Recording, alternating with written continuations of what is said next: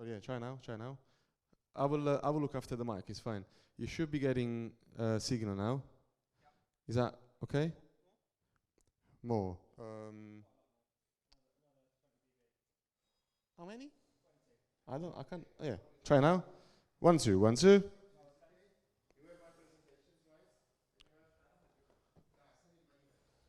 Is that?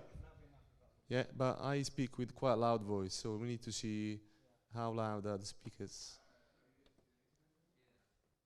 But I can do also this one if you want. Let's do.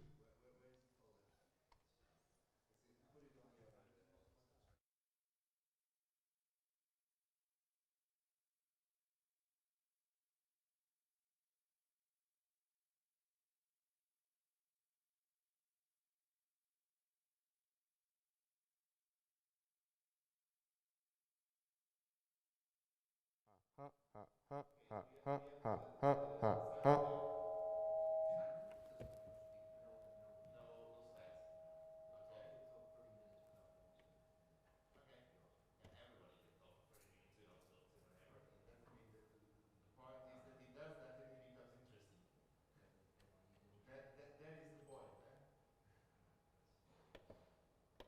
Ha, ha, ha.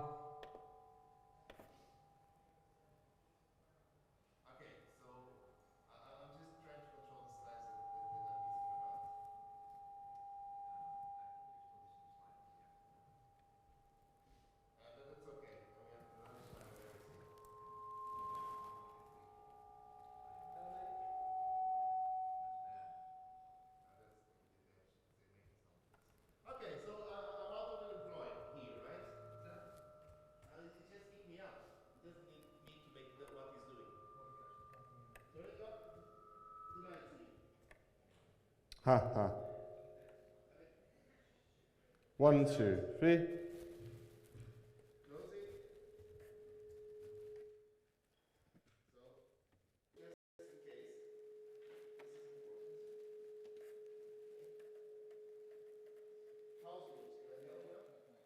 Ha, ha, ha. Ha, ha. Ha. Ha. Ha. Test 1, 2. Sorry for the horrible noise, but you won't hear that during the event. 1, 2, 3. 1, 2, 3. 1, 1. 1, 2, 3. 1, 2, 3. 1, 2, 3. 1, 2, 3. 1. Testing mic. 1, 2.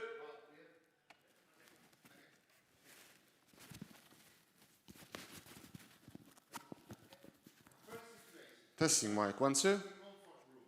Good morning, good afternoon, good evening, good night.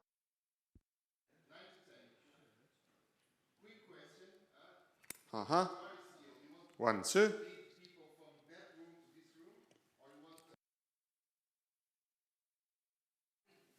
1, 2, 3. 3, 4, 5, 6, 7, 8, 9, 10.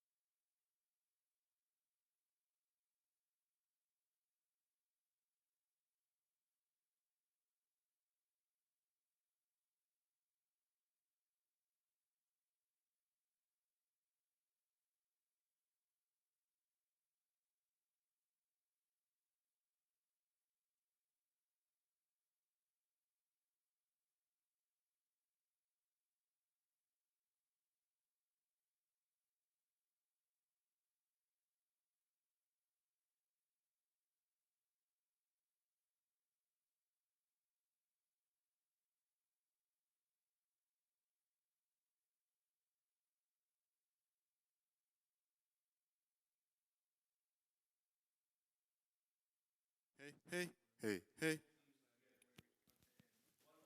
Hey, one. Hey, one. Hey, one. Hey, one.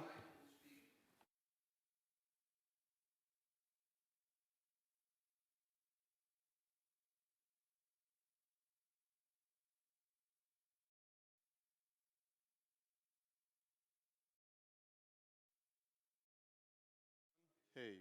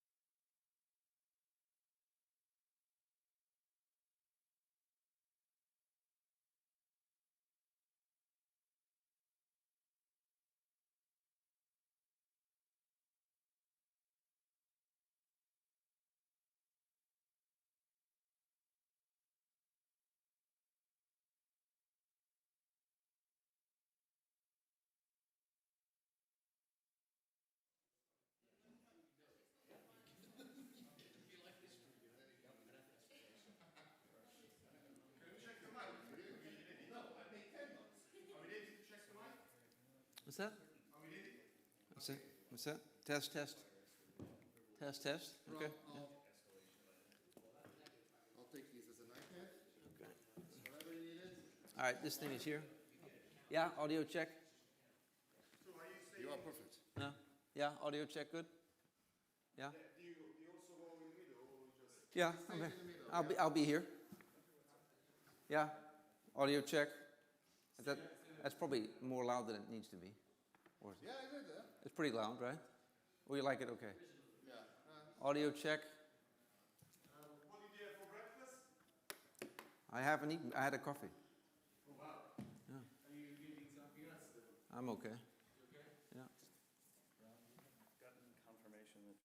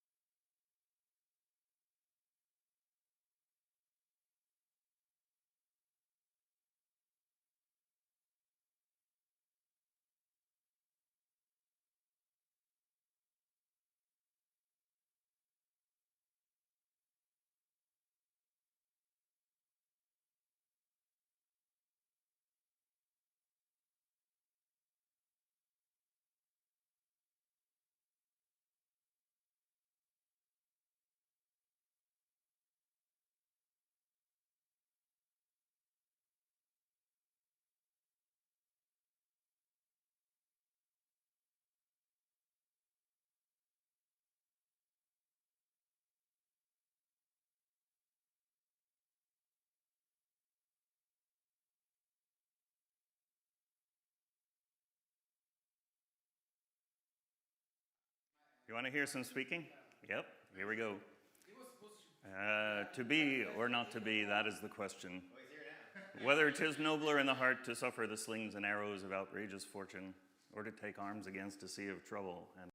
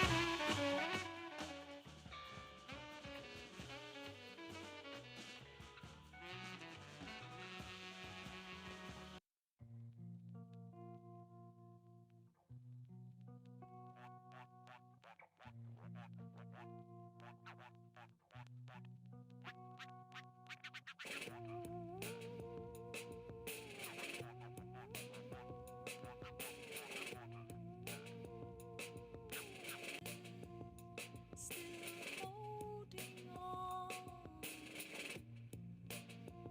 This ocean will not be grass. Oh, for nothing.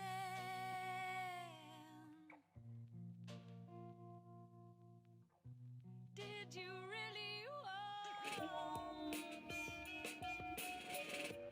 Did you really want? Did you really want? Did you really want?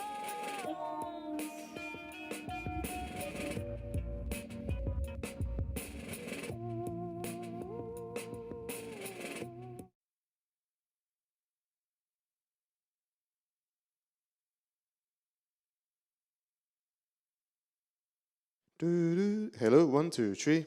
1, 2, 3, 4, 5, 6, 7, 8, 9, 10. 9, 9, 10, 9, 10, 9, 10.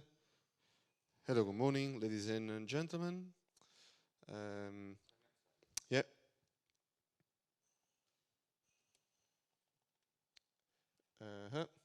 Ladies and gentlemen, please welcome to Town Hall. We will have the up. Really? Loads more. Okay. We have to test it with the lapel though. That will be the main. 2, 3, 4. Yeah. 2, 3, 4. We will have the Portishead live in Town Hall tonight. Joking.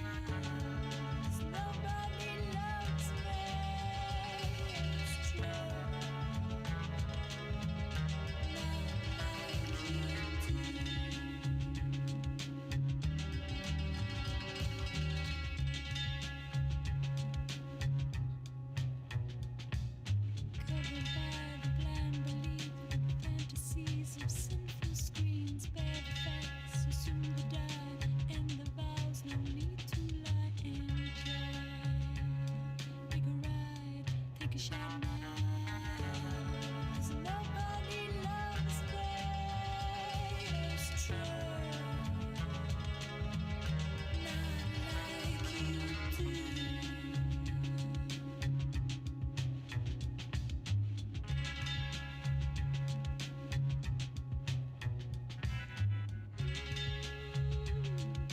Am I what and why?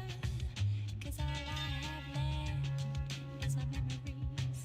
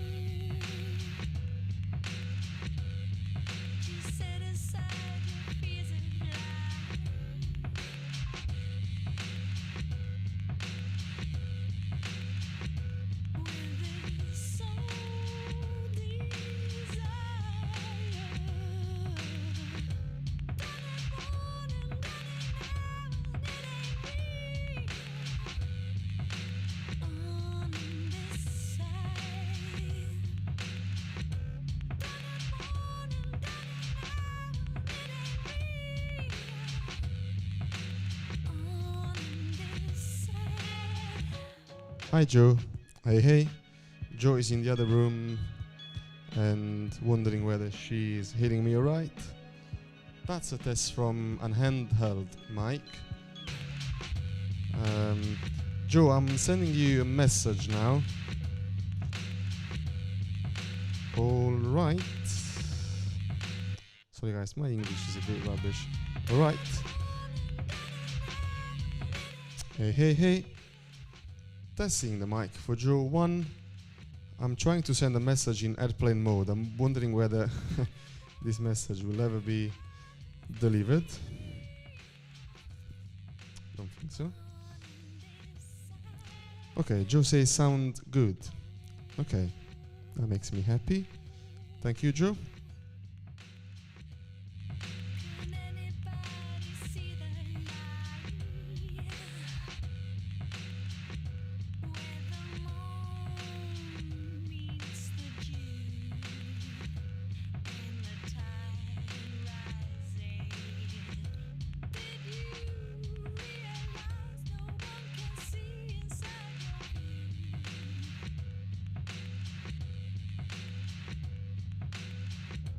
Did you realize for what side belongs to you?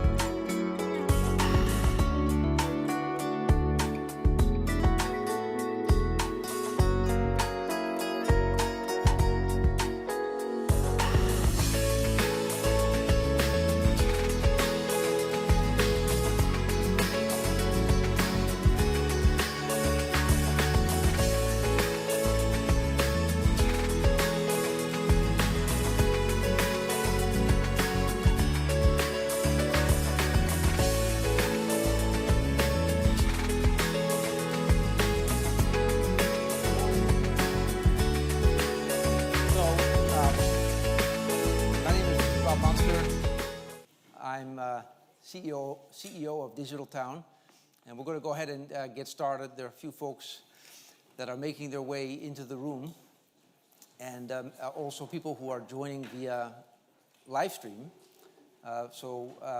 Thank you all for coming. You might be wondering about this particular facility that we chose. This iconic facility, this town hall here that was selected, was in fact a subject of a bit of debate as we began this adventure of starting up Smart.London and kicking off this event with today's speeches and panels.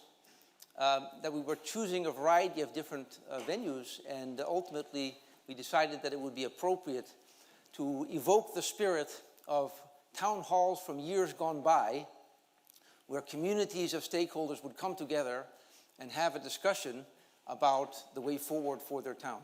So in the spirit of the traditional town hall, I'm pleased to welcome you on behalf of DigitalTown, the operator of Smart.London, and our partners, .London Domains, MMX, and the University of Greenwich.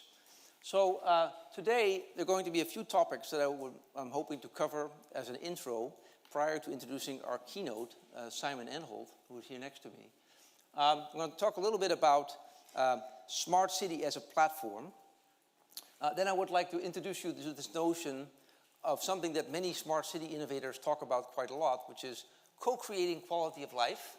I'll briefly introduce something that you'll hear about today called the smart web. Then single sign-on, not only for London, but indeed for the world. And introduce a term that you might have begun to come across if you're following some of the blogosphere related to smart cities, is this notion of Internet of People, or IoP. It is the twin of IoT, Internet of Things. And lastly, introducing you to the theme of seeing the world through local eyes, local search. So, first of all, the notion of smart city as a platform. You probably have come across the term smart city, but you probably have also known most of these projects to be one-off bespoke solutions deployed in specific cities, as opposed to designed from the ground up that any city could be a smart city. And so what DigitalTown has done with the Smart.London project is initiate a platform that actually has the characteristics of being easy to deploy in any city around the world through a cloud-hosted framework that you can begin to see at Smart.London. It also is mobile ready, so it has the ability to also allow you to deploy the solution also as a mobile application. What is also very notable is this idea that instead of burdening the municipality or other private funders with a platform that would actually have significant licensing cost, it's a platform that is funded entirely through the transactions that are completed through the platform. And I'll talk a little bit more about how that works as a solution that is in fact entirely self-funding. And then last but not least is this notion of being part of a global network. So as you go from city to city, town to town, the user experience that you might have in one part of the world can be also replicated in other parts of the world. So as we talk about this notion of co-creating quality of life, it's really about partnering across the stakeholders within a community to be able to create types of solutions that improve the standard of living for all parties. And you'll see references here to the notion of smart government, economic development, civic engagement, digital inclusion, smart tourism, and finally, open data. This idea of being able to provide these model best practices through a cloud-hosted framework that can be easily accessed by authorized individuals from the public as well as from the private sector is really a very unique approach that you'll learn about more today. Now, another topic that you're going to hear about today is this concept of a smart web. Many of you, of course, have grown up using the internet and .co.uk and .coms as being kind of the standard that we've all been used to over the last many, many years.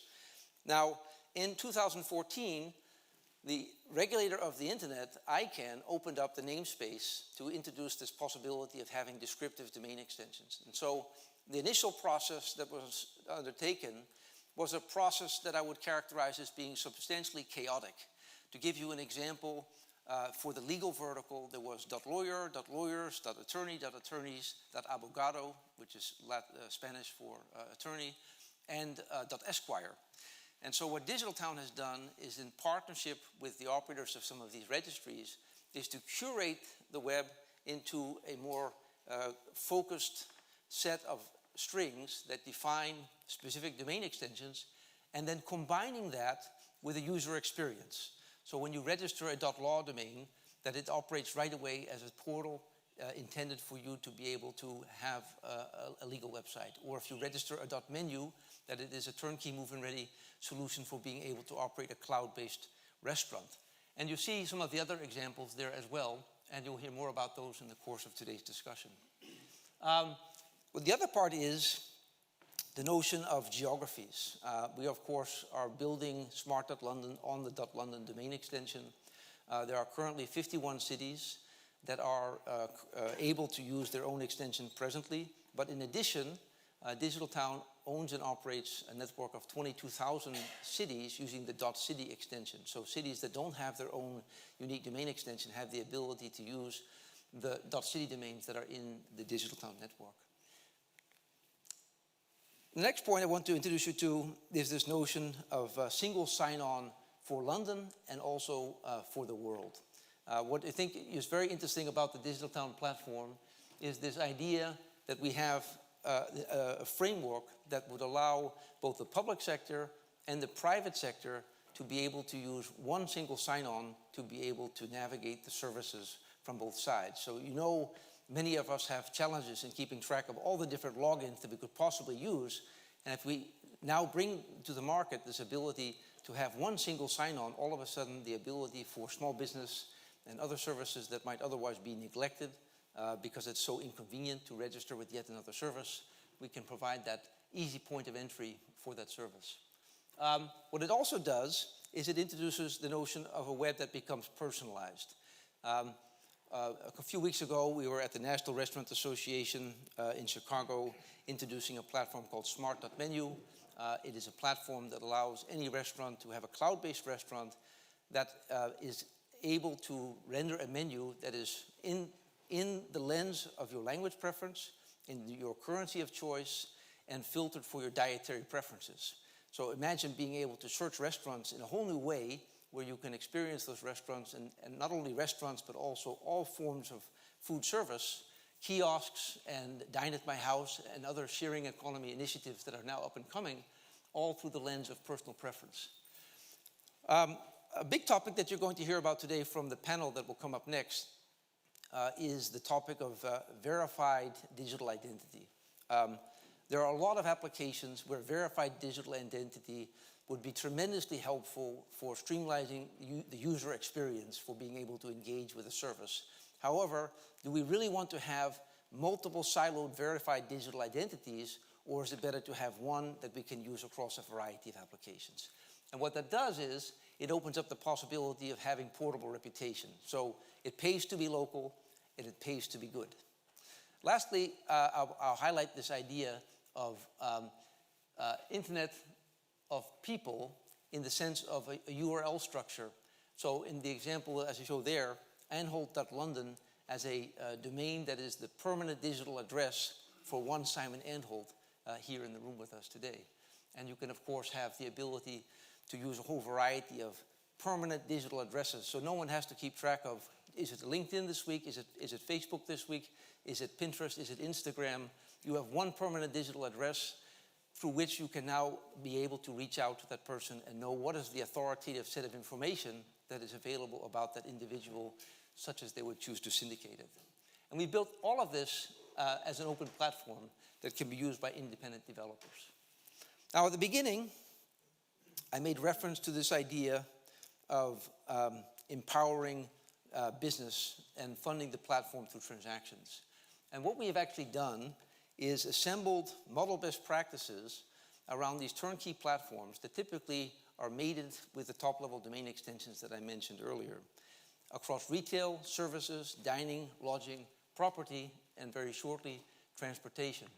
All of which now can be then accessed by small to medium-sized businesses, really of any size, as a turnkey software as a service. Very little technical skills required for someone, for example, to register a .shop, have a turnkey online shopping portal that they can be able to engage with and get started in selling their goods. Now, one of the things that, of course, becomes a consideration for someone who is building an online shop is the topic of local logistics. How do you compete with an Amazon that offers local delivery? Well, we've partnered with a group called Get here in the UK. They raised about $600 million, and they have a solution that allows us to provide 1-hour delivery anywhere in London. This capability has been integrated through our platform so that from a seller's perspective, it's a trivial integration. They simply sign up for the DigitalTown platform, get a .shop, set up a store, and can begin to actually take orders with integrated delivery logistics. So for today, we're going to have a morning session that I hope will be highly participatory. We have a keynote that Simon will do momentarily. Then we will have a series of talks that I look forward to introducing them as they come up one by one. And then we will have a panel. That panel is intended to be participatory, so we hope to have really an open dialogue as we co-create how to make a smarter London. And I know many of you in the room have significant experience and perspective. So then in the afternoon, after lunch, which will be served in the neighboring room, the mayor's hall next door, joining here across the way here. We will also then have an afternoon session that will dive into a couple of specific themes, citizen engagement, smart destinations, and then last but not least, a deep dive for those who are interested into the Smart London platform. So before I turn it over to Simon, a couple of logistical points for you. The desks that you have here, they do pull out, so you can rest your laptops and whatnot on it. There's power in your seats. You're welcome to be online and to be in the conversation. Coffee is across the way. Coffee will be served throughout the day, so anyone needs a coffee break, it will be there for you. And at the end of the day, we look forward around 4 o'clock to hosting you at the reception that will also be here across the way at 4 o'clock to announce the opening of Smart London. So any questions before I turn it over to Simon Inholt, our keynote speaker? Fire escapes?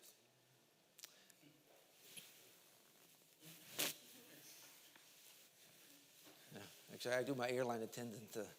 Okay, please join me in welcoming Simon Inholt to the stage. Don't need that. Well, good morning, everybody. Thank you, Rob. I don't know about you, but I feel so very often like an imposter when I'm speaking at events. And seldom have I felt more of an imposter than I do this morning. Because when it comes to smart cities, smart I am not. I know very little about this.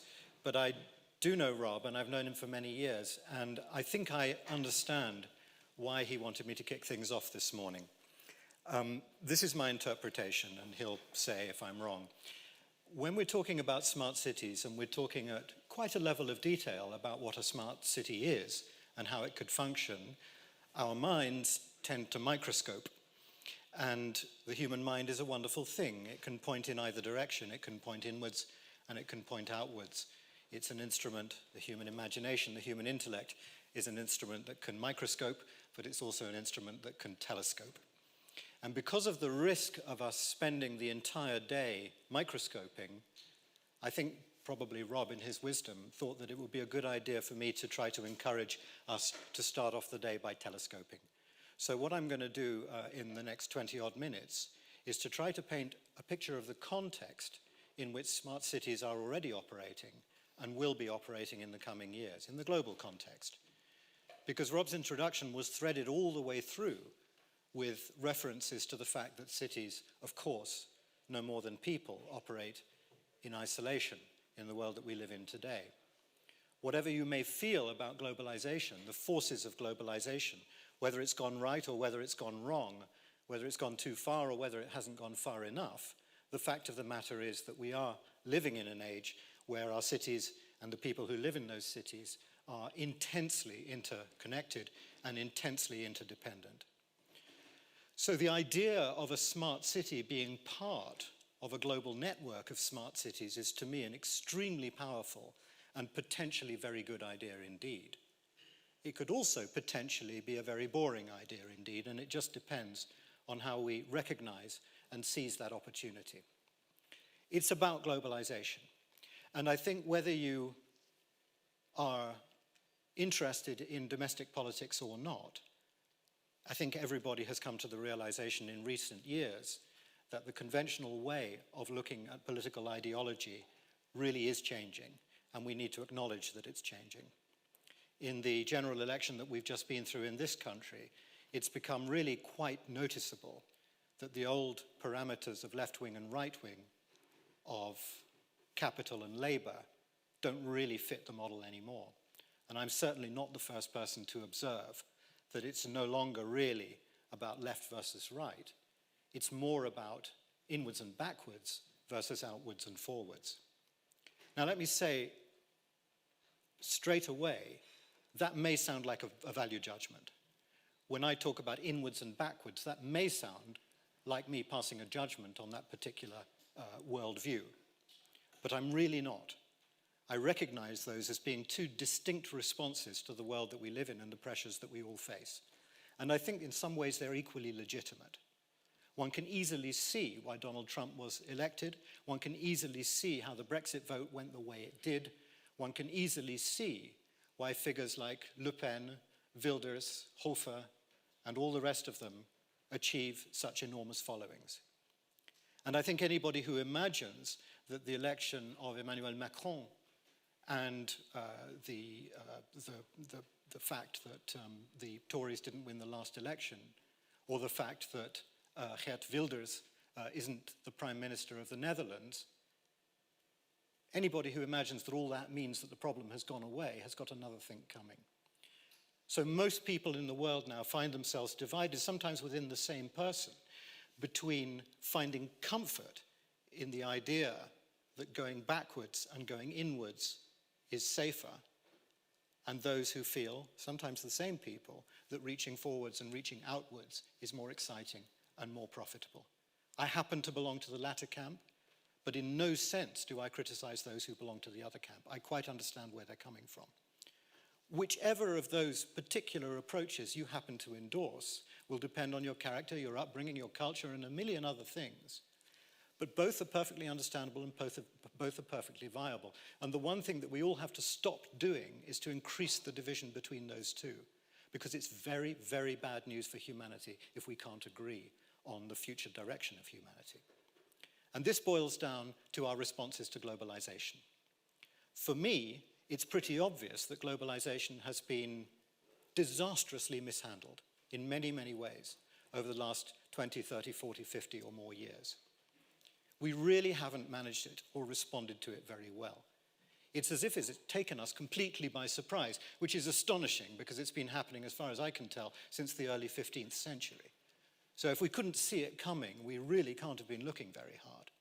But there's no doubt that as a result of the rapidly increasing technological advances in the last 40 years and 30 years, the speed at which globalization has advanced is really something entirely new. And that, I suppose, is why we've allowed it to take us by surprise.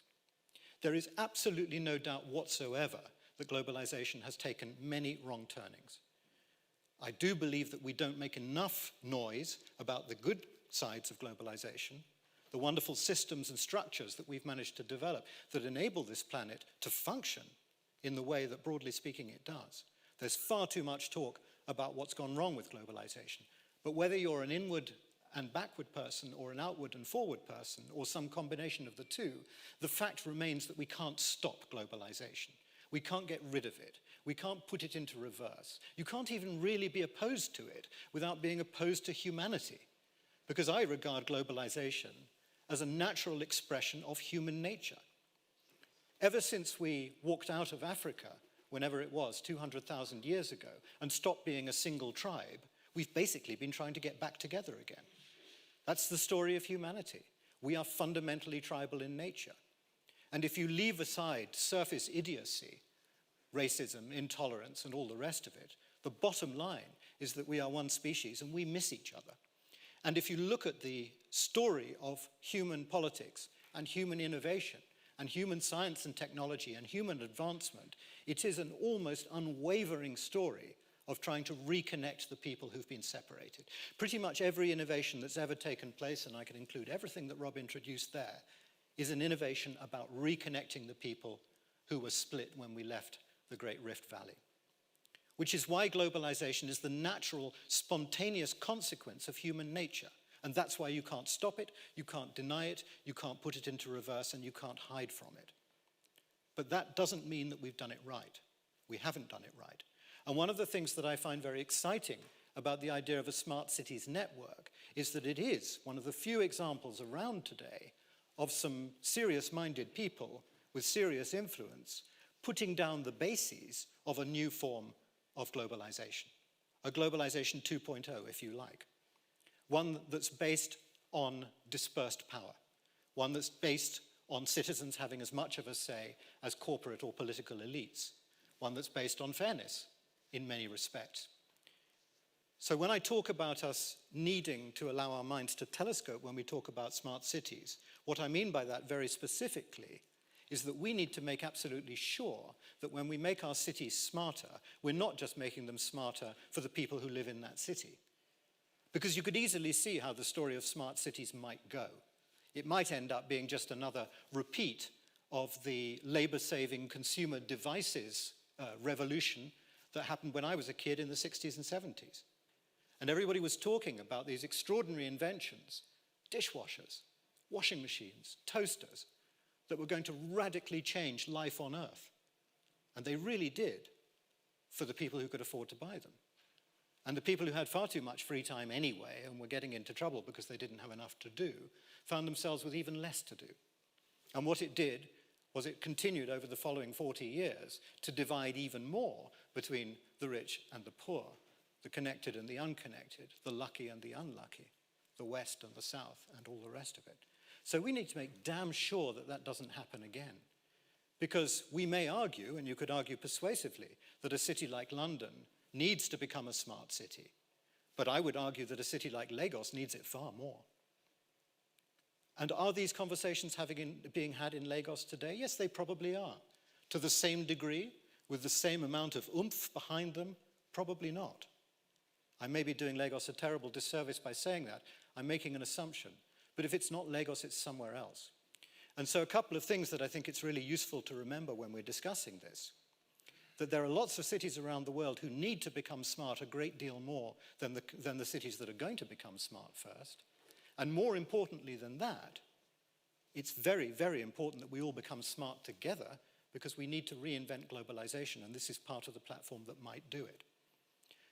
Now let me be absolutely clear. When I talk about Lagos and I talk about the cities that need to become smart more urgently than the rich cities in the West, I'm not talking about charity here. I'm not talking about that spectre of Victorian do-goodery that never quite goes away. I hope I'm not falling into the trap that so many fall into in the West of imagining that all the world's problems are just down to a lack of dollars. You know the worldview. It's a Victorian worldview, which, as I say, has never gone away, which says the globe that we live on has got a ring around the middle called the equator. And broadly speaking, all the problems of humanity boil down to the simple fact that the people north of that line have got loads of dollars and the people south of that line don't have enough. And if only we could, together, north of that line, give away enough of our spare dollars to the people who south of the line don't have enough, then everything would be fine. There are so many things wrong with that view that it's difficult to know where to start. But perhaps the moral aspect of it is the most troubling one. I forget which particular African country developed this old saying, but it's a good old saying. The hand that receives is always beneath the hand that gives. There's a fundamental truth about charity which is loathsome. And we're far too old as a species, and far too intelligent, and far too smart, I hope, to fall into that trap anymore. It's about collective development. Now, I'm not asking people to be altruistic. I'm not asking them to be self-sacrificing. For a city or a nation to be self-sacrificing would be absurd. It's not in their DNA. It's too much to ask. I guess what I'm trying to get people to understand is that if you do cooperate and collaborate a lot more and compete a trifle less, it actually benefits your business. You do better as a result of it. This is about enlightened self-interest. This isn't about guilt-induced charity. So I want to tell you very, very briefly, in a couple of the minutes I've got left, where these ideas actually come from. Because for many, many years, I earned a living as an advisor to governments around the world, about 52 of them at the last count. And my particular speciality was helping the leaders of those governments to engage more effectively with the rest of the international community, whether that was through better diplomacy, or through better trade, or through better strategic relations of various kinds. And after doing this for about 20 years, I began to realize that I'd actually become part of the problem, not part of the solution. Because in effect, what I was helping these countries to do, and I even used the word, was to become more competitive. Now, competitiveness is absolutely fine. It's an intrinsic part of human nature. It's one of the main reasons why so many billions of people have been lifted out of poverty in the last century or so. But competitiveness becomes a problem, and it only becomes a problem when it becomes the only God at whose altar we worship. And when I spoke earlier about globalization having taken a wrong turning, I suppose that's really what I had in mind. That what we've allowed ourselves to do as a species is we've allowed ourselves to worship exclusively at the altar of competitiveness for the last 50, 60, perhaps 80 years. And the consequences are plainly visible. You have a bunch of countries, and to some degree, cities and corporations, behaving as if they thought life on Earth was a sprint. It's about who comes first, and all the others can go screw themselves. Now, a child of 6 could tell you that actually life on a single planet, we know of no other that's habitable, is much more like a relay race or much more like a team sport. As Groucho Marx said, somebody fetch me a child of 6. It is perfectly obvious that this is a collective endeavor, and if we're to go anywhere and if we're to have a future, we have to be good neighbors and good ancestors. Coming first is really not the solution to anything, and the last thing it will actually deliver for you in the globalized world today is a first place. It's much more likely to give you a last place. Now, it sounds as if I'm beginning to talk about Donald Trump, and I guess I am, but again, let me say, I don't have a problem with America First as a creed. It seems to me to be a statement of the bleeding obvious. If somebody becomes a head of state or head of government, of course their job is to provide prosperity and stability and peace and security for their population first and foremost. Otherwise, why would they be elected? I guess what I find rather demoralizing about America First as it's been expressed and as it's being, to a degree, executed under this particular administration is the fact that it also seems to imply that everybody else therefore has to come last. And that, I think, is the real problem. You can be first together with other people and it works much better. I'm almost embarrassed to be saying these obvious things, but they don't seem to have penetrated the minds of several of the people who appear to be making the decisions. And so it is incredibly important that Emmanuel Macron is my hero at the moment, not particularly because of his politics. I don't know him very well at all. I've never met him. But the idea of him returning to Donald Trump with Planet Earth first, or whatever it was he said, I think is very, very succinct and very, very appropriate. This is what we've also all got to understand. When you become elected as the head of state or the head of government of a country, be it ever so small, you join the team that runs the planet. And it's incredibly important that global leaders, political leaders and business leaders and all the rest of them should understand that they join an informal, and in some cases formal, collective team that is responsible for the commons, which otherwise does not get looked after. And one of the things that I think is incredibly important for all of us to do, whether we work in the smallest corporation or live in the smallest family or run the largest nation, is that we have responsibilities inwards and outwards. The way I often express this is in the form of what I call the dual mandate. I know that's a term that's used in other contexts, but it's the best term here, so I borrowed it. The traditional idea of power and authority is that when you achieve a position of power or authority, you have a single, simple mandate. You're responsible for your own citizens or your own employees, and you're responsible for the small slice of territory that you inherit responsibility for. And that's it. And if in order to deliver stability, prosperity, and all the rest of it to your people, you have to screw over somebody else's people, that's absolutely fine. In fact, that's considered to be rather macho, and people tend to admire it. In the age of advanced globalization, I reckon that this model of power and responsibility simply doesn't and can't apply. I think that in the age we live today, everybody in a position of power or authority has a dual mandate. They're responsible for their own people, yes, and for every single man, woman, child, and animal on the planet. They're responsible for their own slice of territory, yes, and for every single square inch of the Earth's surface and the atmosphere above it. And if you don't like that, you shouldn't be in a position of power or responsibility. Now, naturally, of course, when I say this to the politicians that I deal with every day, they tend to smile wanly, and they say, another beautiful fantasy from the Anhalt stable. But the fact that they say that is very indicative of how narrow, I think, their perception of these things really is. What they say to me is, it's lovely what you say, but I can't even meet the interests of my own parliamentary party, let alone 7 billion people who I've never met, and who, by the way, can't vote for me. And the reason that they respond that way is because they assume that those two things are antithetical to each other. They assume, as many of us do, that doing for the right thing for your own people must mean that you're doing the wrong thing for everybody else. That if you're doing something right for the planet, that must somehow hurt your territory. And of course, that's just rubbish.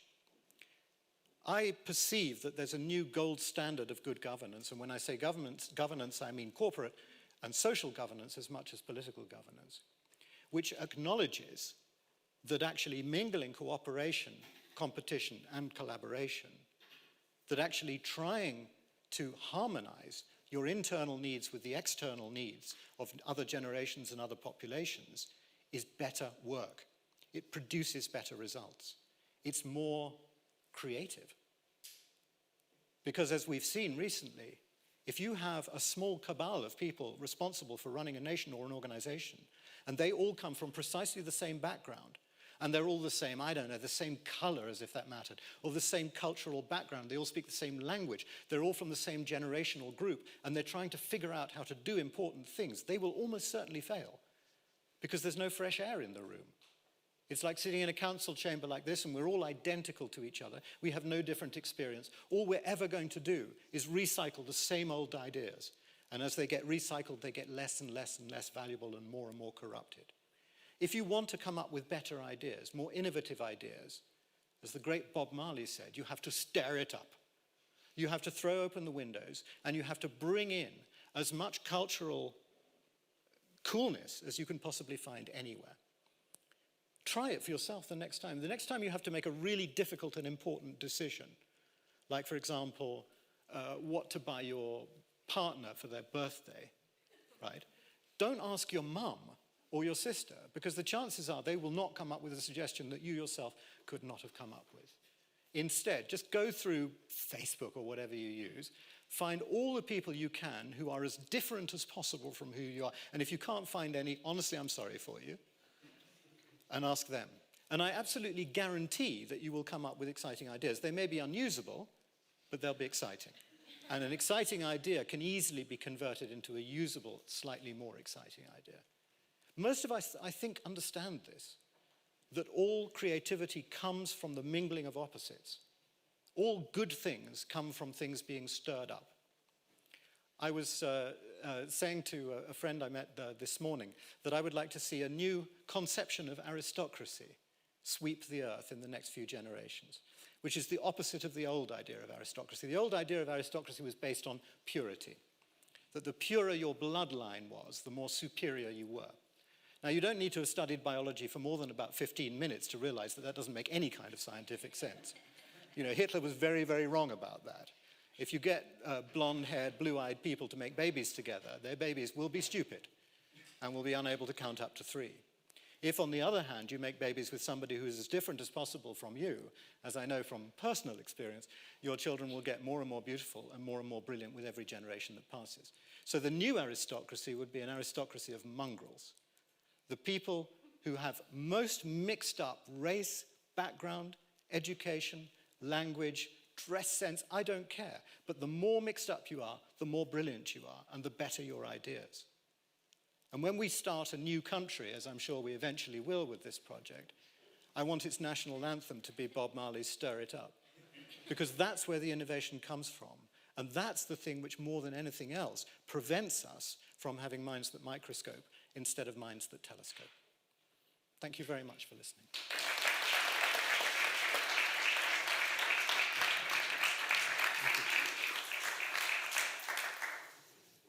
Okay, that was excellent, Simon. Thank you for helping us to see things through the larger lens and to stir it up. I think very apropos, because what we're contemplating here this morning is something that is quite a radical departure from business as usual, from the standpoint of using technology to connect both Londoners, but also connect Londoners to the world and vice versa. So I'm very much pleased now to introduce a series of speakers who will be a bit more brief as we, Simon was perfect, as we now get ready to introduce the panel. So I'm going to introduce in the following order. First, Mark Schwartz will speak. Mark Schwartz and I are on the board of directors of DigitalTown together, and Mark is someone who brings the perspective of verified identity and single sign-on as a CIO of Homeland Security in the US. So as we think about how do we create kind of the impenetrable fortress of providing single sign-on for the world, Mark, as also the following speaker, Tracy Holver, who will speak after Mark, both share a common view about the importance of designing from the ground up verified identity and verified credentials in a way that is able to be sustained and to withstand all manner of attacks. And then we'll ask Edward Verity to speak. Edward Verity will speak about the sharing economy, I think a topic that is of great interest to many of us. And a big part of the smart economy is increasingly one that is also a sharing economy. And one of the things that is novel about the DigitalTown approach is the idea of blending the conventional economy and the sharing economy. So when you go and search on any of the sites that are in the DigitalTown network, they actually bring together the conventional economy and the sharing economy. It's no longer either or, it's both through the lens of what's best for you, right? In your language, in your currency, optimized for your proximity. And then last but not least, I'm very pleased that Stephen Lorimer from the Greater London Authority made himself available to join the panel. He'll make some remarks, and then all of the panelists will go up to the dais and we'll have an open dialogue with all of you. Okay? So with that as introduction, Mark.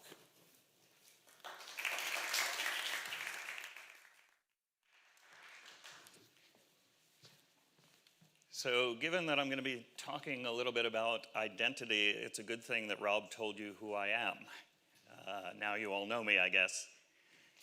He didn't mention that my social security number is 987143274, right?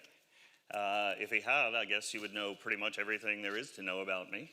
I think he refrained from telling you that for privacy reasons, but he could have, and then we would all feel secure that we could rent our homes to me or give me a ride or pour me drinks in your house or whatever it is. That's a made-up social security number, by the way. So if Rob had given it to you, I wouldn't really be upset. I think identity is one of these fascinating topics that the more you think about it, the more interesting it becomes. According to the World Bank, there are somewhere between 1 billion and 1.5 billion people worldwide who don't have any formal identity. So those are people who don't have identity documents. They're not enumerated in any government database. And as you can imagine, it's hard for these people in some cases to get access to financial services, to healthcare, in some cases to become part of the political dialogue. And of course, it's very hard for them to transact online. So let's think about this for a second. We've got 1 billion, 1.5 billion people with no identities, right? patently, this is a little bit silly, right? These are people who do have identities. In fact, these are people who, you know, their families recognize them, their friends recognize them, the merchants in their area recognize them. They have personalities. They have relationships with other people. They clearly have identities, right? All they're missing is an official government enumerator, let's say. As the joke has it, these people are exactly who they are. They have to be because everyone else is taken already. These are people with identities, but not enumerators. So I want to make two quick points here. The first is that identity is not the same as having a government-issued number, right?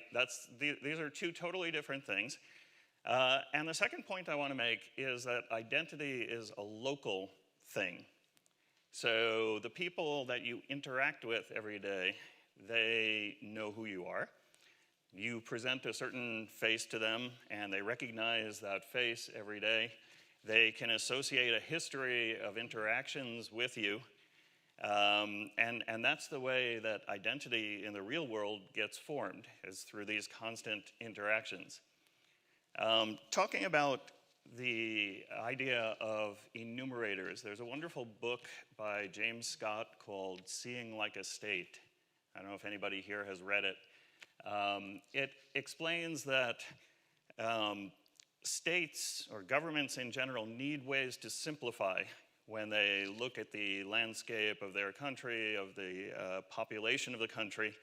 If you want to collect taxes from people, for example, which has been a concern of states for a long time, you sort of need to know who's who, right? So people were forced to take on surnames at some point in history so that the government could know who they are. And these numbers, national ID numbers, social security numbers, whatever they are, were issued to people to simplify the government's job, essentially, to be able to provide services, benefits, collect taxes, things like that. We have to be very clear, I think, that those numbers are not identity. Those are a convenience to the government. And we tend to mix these things up, and I think there are a lot of bad consequences of mixing these things up, enumerators and identity. One of them, of course, is the exclusion of people who don't have those formal identity numbers. But I think an even bigger one and often overlooked is the problem of identity theft. In the United States, last year alone, the damage from identity theft was about $16 billion altogether. Now, what is identity theft, really? When you think about it, identity theft is when somebody steals your numbers, and because everybody confuses numbers and identity, they can use those numbers to pretend to be you, right? If we had a better way of understanding identity, rather than just by knowing numbers, then identity theft would not be a problem because there wouldn't be a market for stolen numbers, right? There's a market because we consider those numbers to be people's identities. When I say that identity is local, let's just think for a second about how identity gets established in a local environment. You interact with people, and over time, people get to know a certain set of attributes of yours, and through those attributes, they recognize you. So, for example, they know what you look like. So they see you, they recognize you. They know your voice, they know your behaviors, they know the context that they usually see you in. A quick little story about that. I was, a couple of days ago, I was walking around in London, and I was outside of Borough Market, and there were crowds and crowds of people walking along the street there. I was in the middle of a big crowd, and all of a sudden somebody said, "Mark." And I thought, okay, I spoke at a conference last week, I met all these people, must be one of those people, right? It turned out to be Clint over there, who just I just happened to run into him over on the other side of London in the middle of nowhere, no particular reason. We just happened to be there at the same time. But in order to recognize Clint totally out of context, this is not who I expected to see in London, was a huge struggle, right? Context is a big part of how we recognize people's identities. Based on recognizing a person, because we know these attributes of theirs, we then infer other attributes based on our history with them. So we recognize somebody and we say, oh yeah, this person, first of all, we don't check their ID cards, right? We don't ask them for their social security numbers or national ID numbers or anything like that, right? We recognize them based on attributes. And then we know, based on our history with them, this person is trustworthy. This person is generous. This person plays music loudly at night. Whatever it is. Whatever Clint's attributes are. I don't know, you have a few more for me? Surprisingly in London. He tends to show up in the middle of nowhere all of a sudden. So what we're really doing when we talk about identity in the real world is we're moving from recognizing a set of attributes to inferring or remembering another set of attributes. Notice that identity numbers don't play any role here. So because identity is local, and because it's not just simply a matter of knowing numbers, I think a real solution for identity online, and we don't have one yet, I know this very well because I've been looking for good solutions for the US government for a while. We need a solution like the DigitalTown solution. The idea of DigitalTown is that we have an intersection of local geographies with the web. So what we want to do is have local identities that can be influenced by our everyday interactions that at the same time are portable and that we can take with us around the globe, essentially. An interesting aspect of that, I use the words take with us. I think that's an important thing to think about. What we don't want is an identity system that knows everything about us and controls everything about us, and I'm going to talk a little bit more about that in a minute. What we want is an identity that we have and that we carry with us when we transact in a different location. So I think the ultimate solution to identity on the web has to be this intersection of the local and the portable. I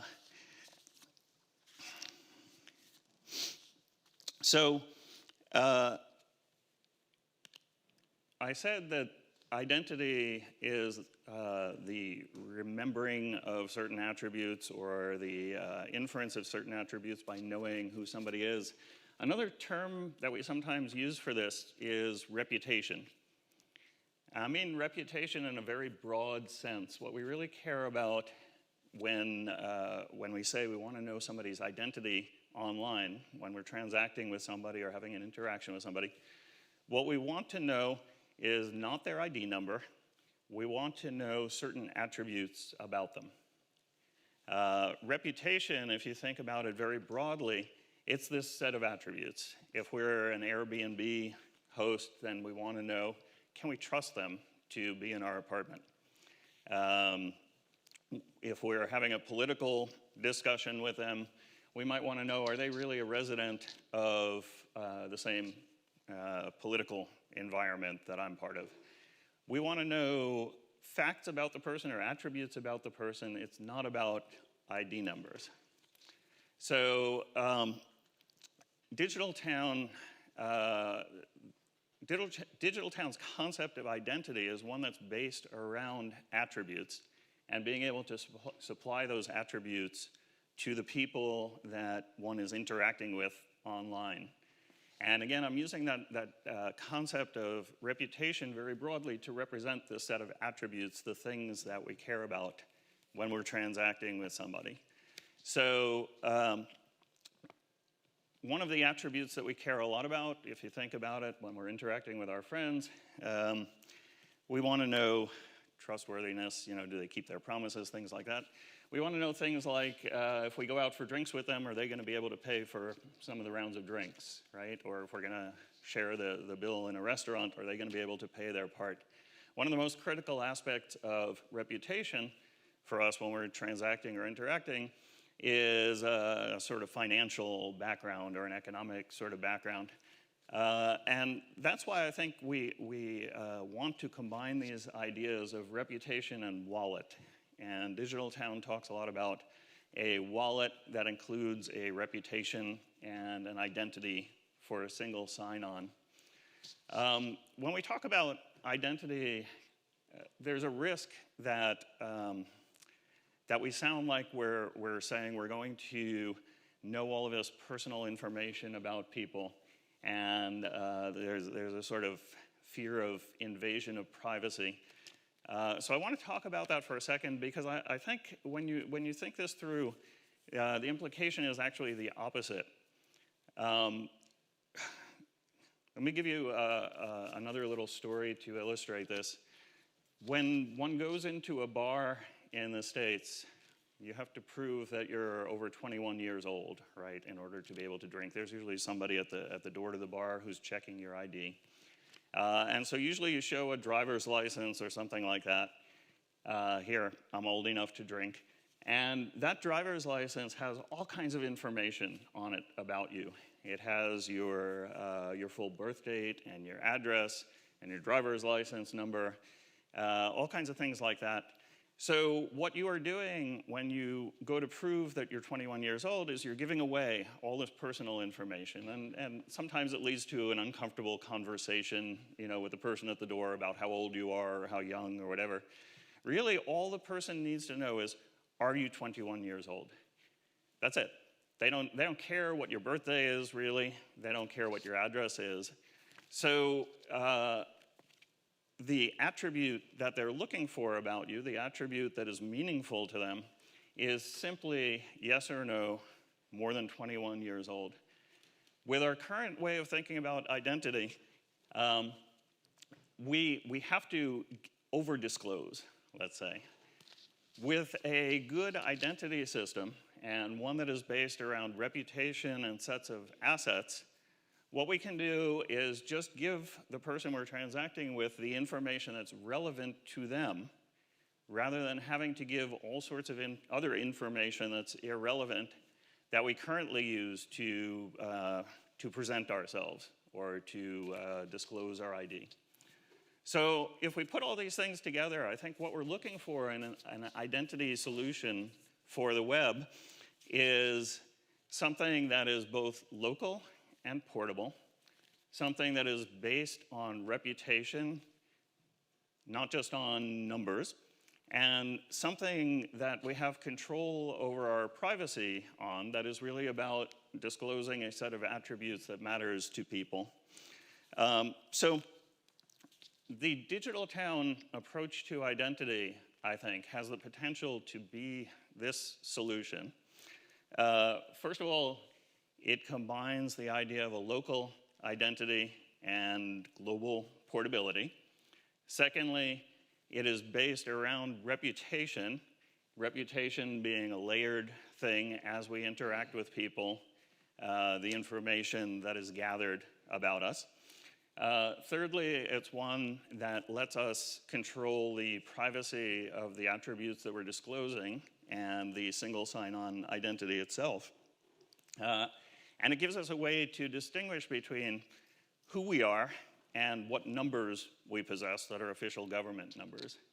So I think this is the identity of the future. I think this is where we haven't been in the past in trying to establish identity online. And I think the idea is tremendously powerful. So I hope we'll get to talk a little bit more about it in the rest of the day. But I want to leave you with that thought, that identity isn't what we think it is. Identity is the way that we relate to people and the face and personality that we present to them. So thank you for listening.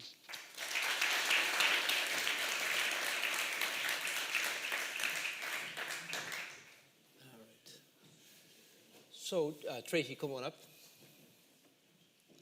So Tracy just arrived from the US this morning. Please give a warm welcome to Tracy Hover. And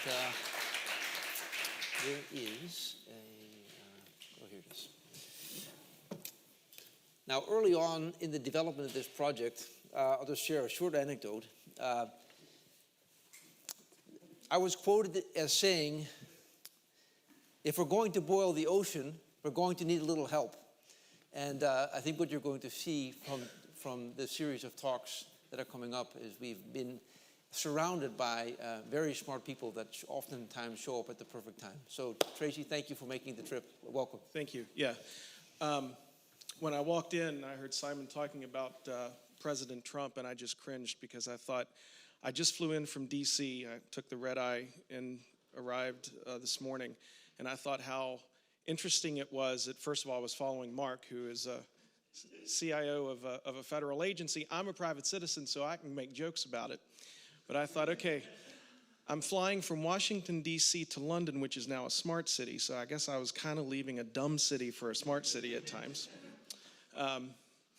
So it's been quite interesting, and of course I knew I was coming here the last couple of weeks, and as unfortunately the terrorist attacks here in London and President Trump tweeting, I thought, oh, this is not going to be a good trip for me. But anyway, I can tell you that most Americans, our heart goes out to London and the terrorist attacks. And in fact, keep in mind, a lot of the Trump supporters had "Make America Great Again." A lot of Americans bought hats that said "Make America Great Britain Again." So that was kind of interesting as well. So as Mark said, identity is one of those interesting things that we kind of have it cracked for the physical world. I was able to leave the United States, come to London, get into the United Kingdom with this passport. I was able to check in to the hotel downstairs with my driver's license from Virginia, even though the person that checked me in probably never actually had ever seen a Virginia driver's license. But there's a concept that when you present something that's physical in nature, that comes from an authoritative source, it's implied that that is accurate. All of a sudden you open up a digital world, which is what we're doing now, and it presents a whole new set of problems. One big problem is identity theft, and as Mark had mentioned, billions of dollars were lost last year alone in the US. But an interesting stat, 49% of the identity theft information was not used to hack into credit cards, not used to hack into bank accounts. It was used to sign up for fraudulent government services or get access to government documents. So people are getting these identities, and they're using it to attack at the city, state, or in our case, a federal level, because that's where a lot of the money and the services are. And if you see some of the staggering statistics from the US, the IRS alone loses something in the neighborhood of $40 billion a year due to fraudulent tax returns being filed. That's a lot of money. So how do you solve this identity theft problem? One of the ways that people tend to do this now is they'll say, well, we need strong identity, so we'll use what we call knowledge-based assessment, or questions that I will present to you besides a username and password that will somehow help me identify you remotely, that you are who you're claiming to be. Well, I can probably guess that within 2 hours, I would be able to find out at least half of you enough that I could get into one of your accounts, unless no one here is on social media. It's pretty interesting how easy it is to get access. So identity proofing citizens simply through knowledge-based assessment absolutely does not work. And in fact, recently in the US, our Department of Education, where our students go to sign up for student loans for university, that system is hooked into the IRS so that income verification can occur to make sure, what level of assistance, federal aid you can get. They had to take that offline in March because criminals were able to use knowledge-based assessment to use that system to get fraudulent tax returns. And I've seen your parliament before on C-SPAN. Our parliament is just as bad when you have our commissioners and our deputy secretaries sitting in front of Congress asking why students now have to sign up for high interest rate loans because the government can't seem to fix this problem with identity theft. So these are some statistics that my company, ID.me, we really focus on two areas. One is, again, Mark had mentioned attribution. So if you're a veteran, if you're a student, if you're a first responder, there are a lot of consumer companies that would like to offer you benefits to come and shop with them. But how do they prove that you're actually a student or a first responder or a teacher, et cetera? So we help them identify individuals as what their status is through attributes. But we also handle the citizen side of enabling technology and really allowing the federal and state governments to offer more benefits and services online in a secure method. Cities and governments now are moving more from an informational form of online interaction with their citizens. So going to a website to get an address, to download a form, to see instructions, and now they're doing more with enabling services, benefits. And in fact, I have a new service now that I'm going to try when I leave tomorrow. It was a quick trip to go back into the States where our Customs and Border Protection allows me to sign up and get my customs declaration online. Opens up, it's great, it's convenient, but how do they make sure that I am who I say I am? So being able to enable businesses and governments to interact with their citizens at a high level of confidence is really important. Not only that, how many people here have more than 10 username and passwords online? Okay, how many people have ever had to reset their password because of a data breach? How many people that reset their password only reset it for the service or the organization that caused the breach? The problem is that we as human beings have limited capacity when it comes to username and password combinations. I worked for Verizon for a number of years, and that's why phone numbers are 10 digits, at least in the US, because a lot of studies were shown that that is about the maximum that the human brain can keep track of a number. Well, most people have over 50 different username and password combinations, so I'm not going to come up with a different username password combination for everything, especially when I just want to download some information. So what do? I use a variant of the password, either the same password or a variant of the password. So when the criminals breached Yahoo and got access to over 1 billion username and passwords, do you think that they really wanted to sign in and look at your Yahoo email that you probably haven't used in 30 years, 20 years, 10 years? I guess Yahoo wasn't around 30 years ago. No, they're going to use that information to attack your information that is of high value, whether that's healthcare information. It would be very easy if my username and password was breached for them to see I live in Virginia. It's probably, just by knowing that, I'm limited to 10 banks in that general vicinity. I could use a brute force attack to go through if I have 1 million username and passwords combinations that I purchased on the dark web. So I get 1% hit. That's pretty lucrative for me. So the fact that people say reset your username and password does no good when now the entire attack surface is vulnerable. So we don't only focus on identity proofing and identity verification, but ongoing transactions after that in case your identity was stolen. We use something called multi-factor authentication. It's taking something that you know, which is a username, password, or PIN, combining that with either something you have, like a hardware token, a smartphone that's creating a one-time password, or something you are, which is a biometric. Classic example in the non-online world is an ATM card. You have an ATM card, that's something you have, and your PIN is something that you know. It's pretty secure. And in fact, Verizon produces a data breach investigation report every year.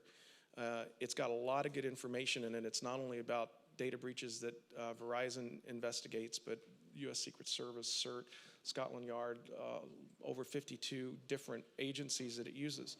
63% of all the data breaches that happened were a result of a failure of a username and password. If they added a second factor to those breaches, none of those breaches would have happened through a stolen credential. Would they have happened through other method? Probably, but why not?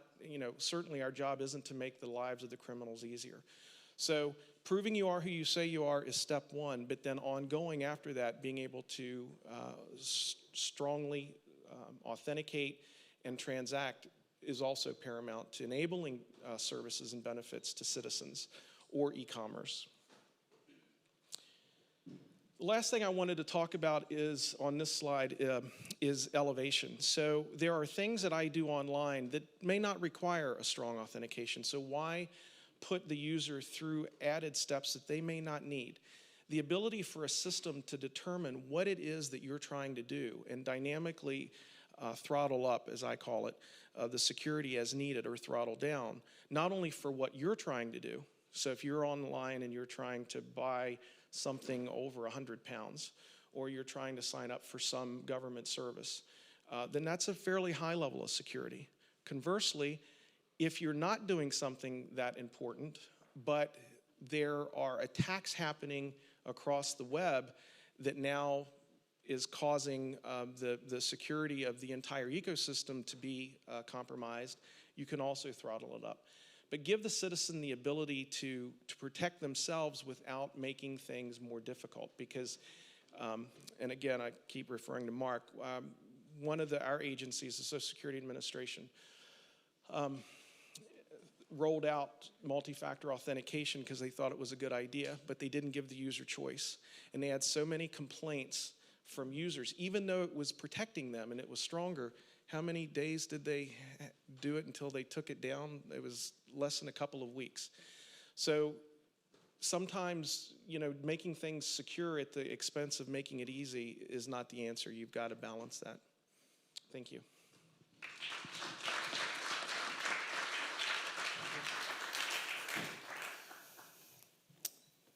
Edward, you want to use the slide deck? Yeah. Okay. Thank you, Tracy. Mic works. And, Hello. Hello. Let me pull up the slide deck.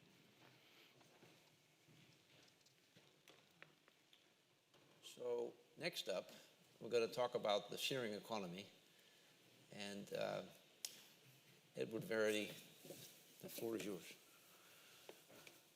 Good morning. My name's Edward Verity, and it's a real pleasure to be here. I don't know where I fit on the telescope, microscope continuum, probably more on the microscope continuum.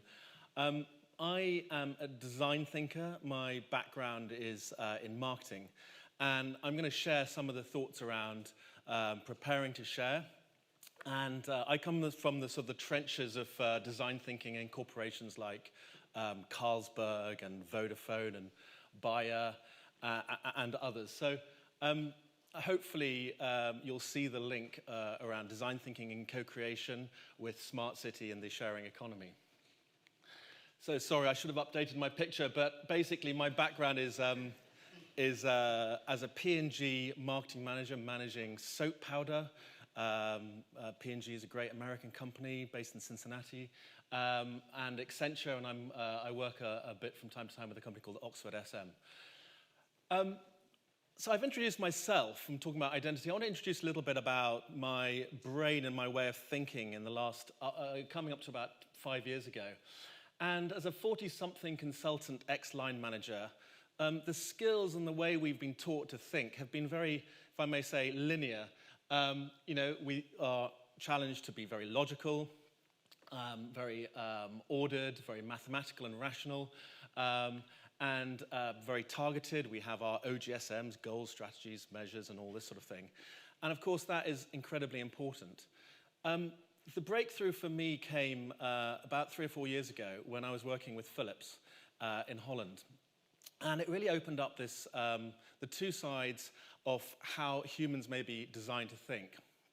Charles Darwin talked about competition and cooperation as being two important factors in human development. And in corporate life, I think competition has been the dominant one. But what I see happening in terms of innovation is that cooperation, and this links into what Simon was saying earlier, seems to be a better, potentially better route. And as Darwin said, it was the more powerful of the two. So part of our consulting approach until a few years ago was very much, what's the problem? Take it apart, put all the bits on the lawn, find out how we can improve things, analysis, deconstruction, reconstruction, get it right first time, particularly in a client environment. There's quite a lot of fear involved and a kind of a way of crushing creativity, that creativity that we desperately need to create the future. So I just put nothing to see here, move on this way, please. This was the way that we did business.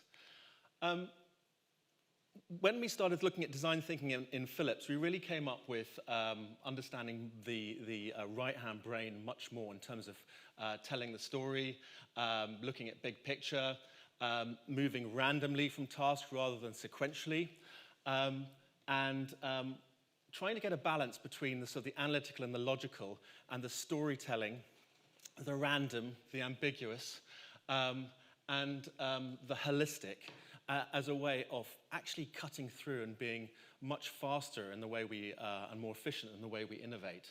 And that essentially is the root of design thinking. So I'm going to take a big risk here. If you're British, you're going to find this intensely uncomfortable. If you're American, this is just absolutely normal. I'd like to just ask you to speak to the person next to you, okay? Preparing to share is the title here. And just tell them whether you think you predominantly use left brain or right brain thinking. And then when you've done that, I don't want to create a denial of service with this website, but there's Brain Test Summer at the bottom. If you Google Brain Test Summer, there's a 30-second test where it sort of gives you an indication which side of your brain you're most likely to be using at the moment. So can I just ask you to do that? And you might be quite surprised. So if you don't have a QR reader, go to Brain Test Summer, and it's the first one that comes up. Take 30 seconds. Introduce yourself to the person next to you when you've done it. Somebody with a QR reader here, very organized. No?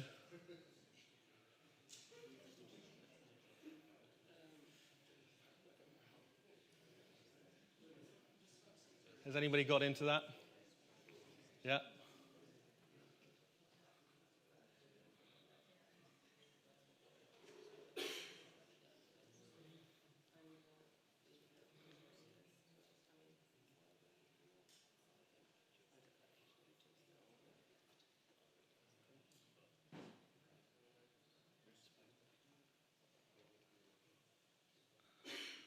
Has anybody managed to get in and have a look at it? You're doing it right now.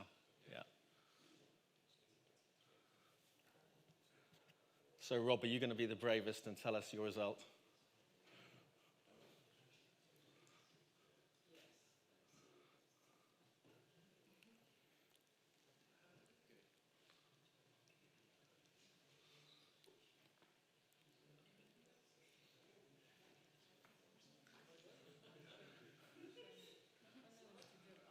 Oh, my goodness, we got a 50-50. 53-47. 53 to 47. to left brain. Okay, that's great. Yeah. 47-53. We've had that for. Oh, somebody who's a predominantly right brain thinker, 62-38. Does that surprise you, or is that's what you thought it might be? Yeah. 50-50. Okay, great. What have you got at the back there? 75-25. 75 on the right brain, on the left brain. Can I ask what you do for a living? Strategy. Okay. Okay. Great. And you were going to share. 63% left. Okay. So yeah. 53-47. Okay. Anybody else want to share? 69. Okay. Any surprises here?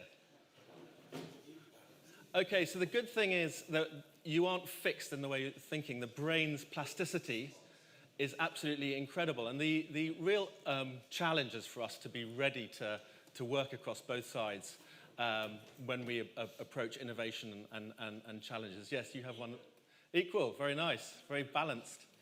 Okay, super. So the world is full of surprises. If you go to Heston, one of Heston's restaurants, you never know what you're going to get. Instead of a kumquat, you end up with chicken liver pate. I won't take much longer on Trump, but there you go. We've got our own version of a completely different political color here, performing a rather interesting posture. I would like to just align with what's been said already. I feel like a bit of an imposter here. I'm not particularly a tech guy. I tried to be at Anderson Consulting, Accenture back in the day, programming. It didn't really work for me. And so design thinking, and maybe that's because I'm a bit more right-brained, has become more important. So I'm going to share what I know and see how that fits in. So my smart city moment, if you like, happened 2 or 3 years ago working with Philips. All of this is in the public domain, and so I'm happy to share it. And in the area of lighting, those of you who know about lighting knows that there's been an LED revolution. LED lights flicker, allows you to communicate and have Wi-Fi and all sorts of weird and wonderful things that the lighting world has evolved into. And what became clear is the role of the citizen became more and more important in developing light. It's all gone a bit strange here, but from things like how light affects the environment in the sky, energy saving because lights can turn on and off when people walk by. You can monitor citizens' safety with their cooperation. As they walk by lampposts, they can indicate whether they have a problem. Guidance by color, you could, the light can actually communicate with your phone and tell you whether to go left or right. And intelligent transport, these lights and light posts can be used to really understand how traffic is migrating through cities and the predictivity of preference, really understanding where people tend to go and how to open up routes and so on.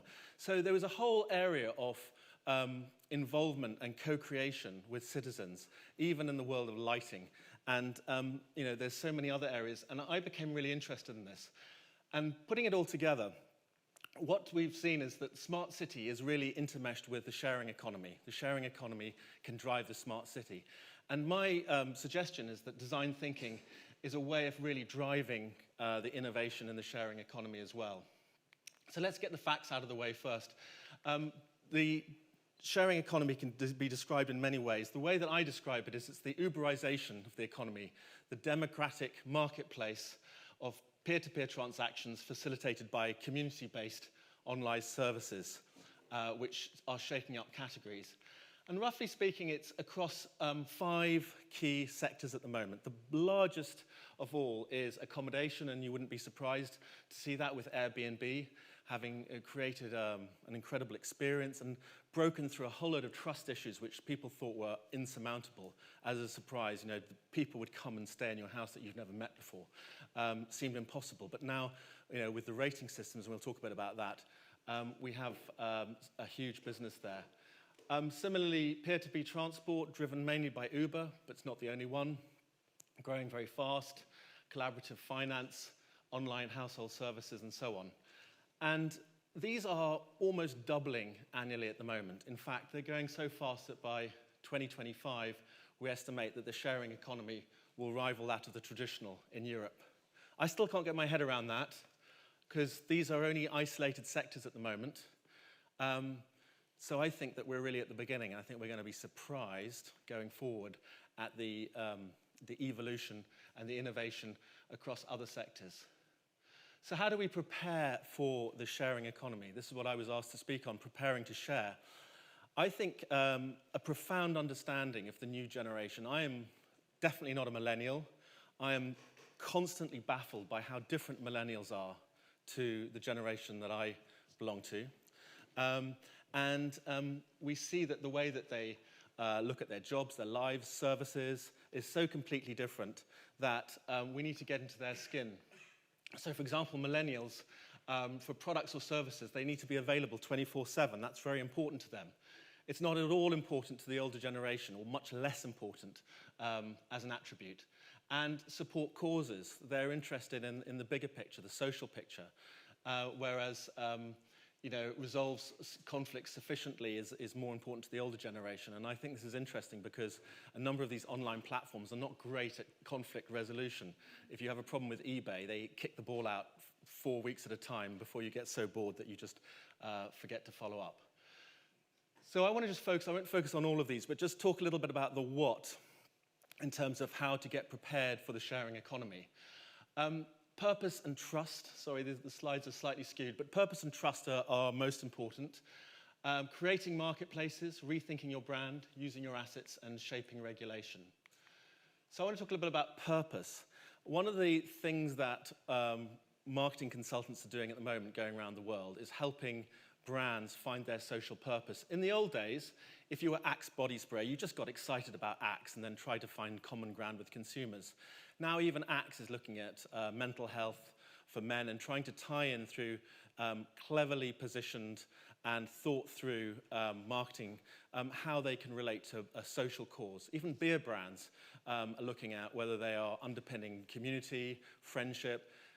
Strange as it may seem, brands without a purpose are not performing so well. In fact, it's become so important that Unilever has made sustainability its driving purpose across all its brands.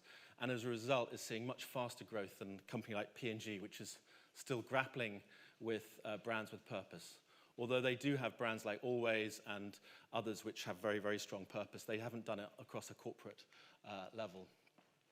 So looking at Rob and Chase here, who some of you may even have met, most of you will know, who set up Zipcar and Buzz that then got taken over by Drivey. Has anyone who's seen her speak really can relate to the profound purpose she had around decluttering the roads, looking after the environment, and averting catastrophic effects. There is a profound sense of purpose in what they're doing. It doesn't always have to be at an environmental level. It may well be at a social level or at even a national level or regional level. But it's something that's driven beyond just the brand that you're trying or the service that you're trying to promote. Creating marketplaces. I think companies need to decide whether they want to be a provider or an enabler or get left out. And this has never become clearer than when you think about taxis, for example, the good old London taxi that's got stuck somewhere in the middle. There are these 30,000 black cabs going around the city that think that the future's going to be okay. Otherwise, they would probably be retraining. But the reality is they're not actually providing a platform in the same way that Uber is, and the service that they're providing is not one that's competitive. So you're going to find, I think, a real re-engineering of that economy going forward. And the picture I had earlier is the god Yanis. You know, there's a sense that at the moment we're looking both ways. We're looking backwards with our black cabs, and we're looking forwards to beyond Uberization to automation of vehicles and so on. And we're at this interesting inflection point. No longer think about your brand or your service as something that has values that you communicate. We're all looking at experience now. It's critical. Even if you sell shoes, you're looking at, you know, the outdoor adventure or the safari or whatever. Red Bull is a brand that has done this incredibly well. What creates value for your brand? All the touch points have changed, okay, in terms of where you can communicate and how you can communicate. It all needs to be rethought. And you need to be able to bring your brand to life through meaningful and powerful shared experiences. And I think I use Owners Direct quite a lot. We have a little holiday let that we let out. And you know, thinking about the touch points, you know, when I get a booking, somebody sends the money and clicks the book, a message gets sent to confirm the booking, but then I also get told that a message has been sent to confirm that you were going to welcome them to come and stay with you. You know, this is a level of experience thought through in micro moments, micro details that is becoming all important to winning. Trust is the critical ingredient. I think this is the one that we are still finding our way through and really understanding as humans how trust works. Many people ask me, I do a lot of this Airbnb and home away bookings. They ask me, well, how do you know who's coming to your house? Surely that's a problem. Meanwhile, they are booking through John Bray in a Cornish town, and they think they're absolutely fine, and they think that it's because they've met the person face to face that that person is going to book their house to people that they know. Of course, it doesn't work like that. If you have a problem with Airbnb, you have far more backup, verification, details of the person so that you can follow them up. Also, you have the all-important verification, the system of feedback and reviews.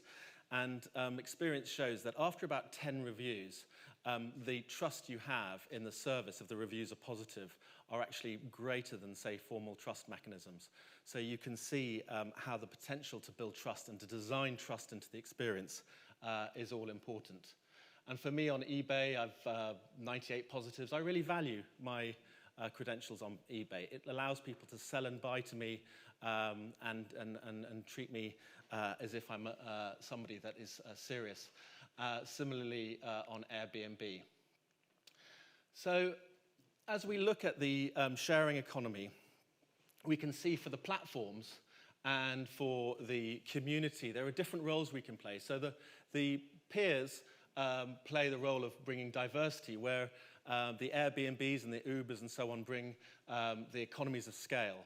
Similarly, peers bring localization, whereas the significant resources to set up these platforms can come from these big companies. So it becomes a collaborative approach throughout. So I've shared a little bit about the what. I want to just talk a little bit about the how. And I've mentioned design thinking. Those of you who are not familiar with design thinking, it's this mixture between left brain and right brain thinking, where you're optimistic rather than problem-oriented, you're solution-seeking, you live with the ambiguous rather than trying to close down options very, very early on. There's a lot of divergent thinking and convergent thinking, followed by more divergent thinking. And I want to share with you the model that we put together for Philips. So this is in the public domain as a design thinking approach that they have employed across their organization, their healthcare organization, as well as their lighting business. And we call it co-create. And essentially, it's a simple, robust, four-part approach, which starts with discover or immerse in data, in social listening, in gathering insight with consumers and customers and stakeholders. Often we map the current experience. And that could be seen as the divergent phase. This is followed by a strongly convergent phase where we actually frame the issues. And because this is an iterative cycle, the first time round, we may be framing the issues at quite a high level, and there may be just one frame. By the time we get to the second or third prototype, we're actually maybe framing it against operations, technology, strategy, people, resources, to frame those issues in a more concrete way.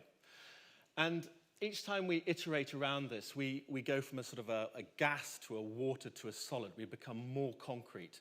And this is all driven by taking our ideas and prototyping them. So we prototype ideas incredibly quickly in the process.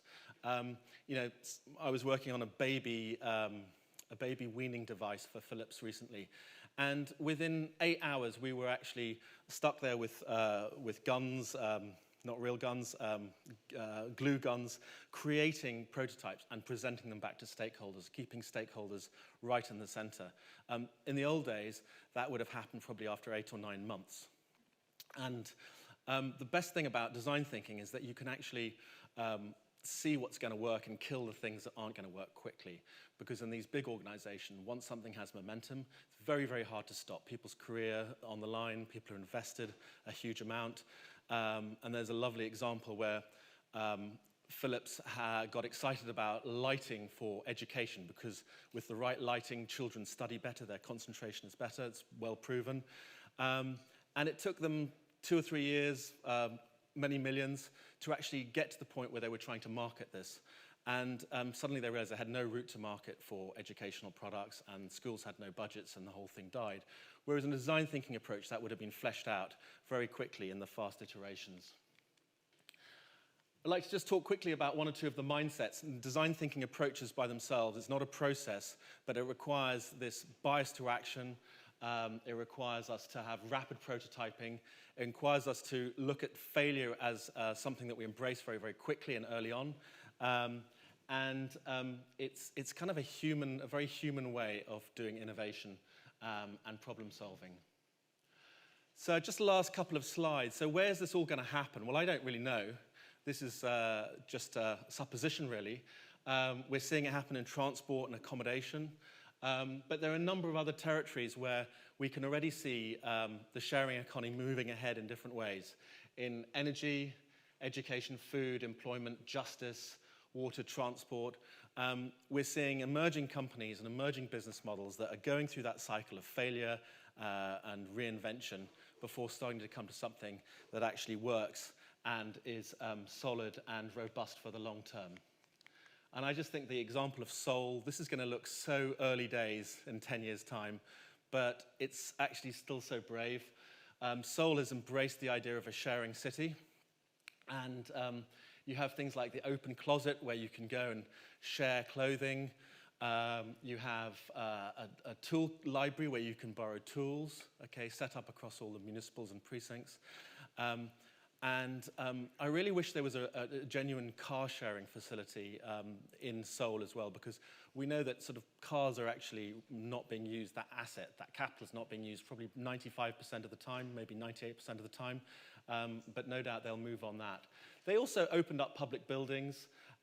They created specific car sharing locations in a more measured way, and it's turned around and built social trust. And it's an adventure they're on, and I'm sure in 5 or 10 years' time we'll be absolutely amazed at where they end up. So I'm just going to leave you with one sort of abiding thought. Design thinking approaches will be key to co-creating experiences and services in the new sharing economy. I think this is absolutely key. It's what people are doing now, and it's what's going to happen more and more. And that cities that want to stand out as global innovation hubs of the future will need to understand and employ new mindsets and ways of working with their citizens for this whole sharing smart city adventure that we're on to really take off. Thank you very much.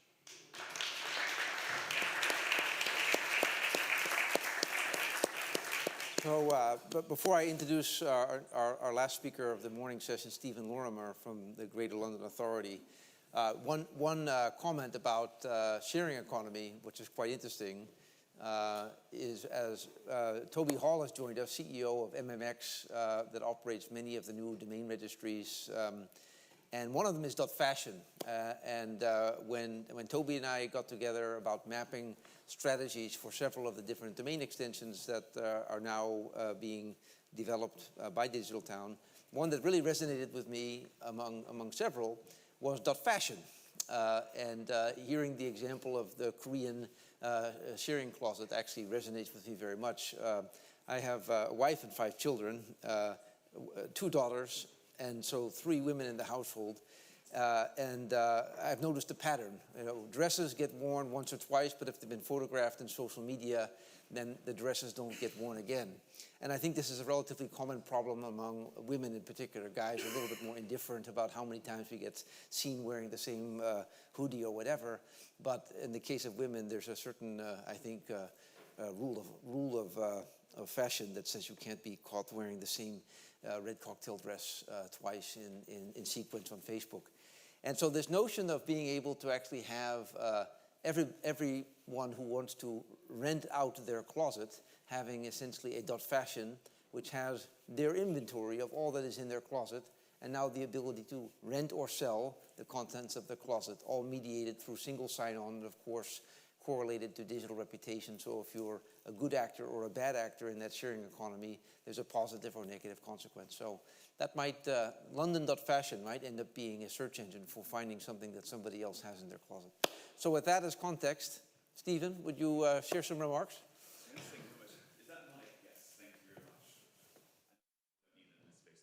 But I'm sure for the recording it's necessary. So hi everyone, my name's Stephen Lorimer, and I am the full-time person that works on smart cities for the mayor here in London. So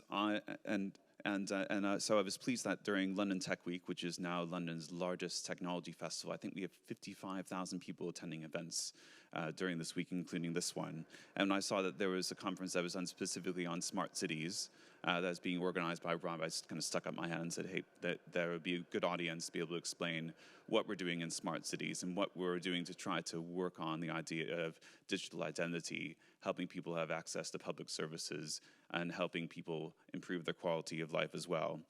And I did notice that the domain that we'd been diddly-daddling to getting around to buying, smart.london, got snapped up by him, which also got my attention as well, I suppose. Thanks very much for the speakers that came before.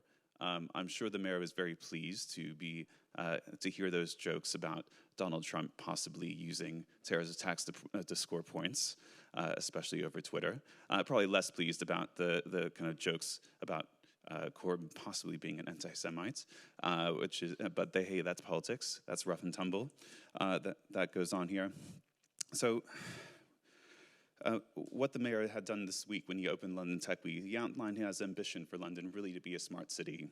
And that's really putting digital technology and data at the heart of making the capital a better place to live, a better place to work, and a better place to invest.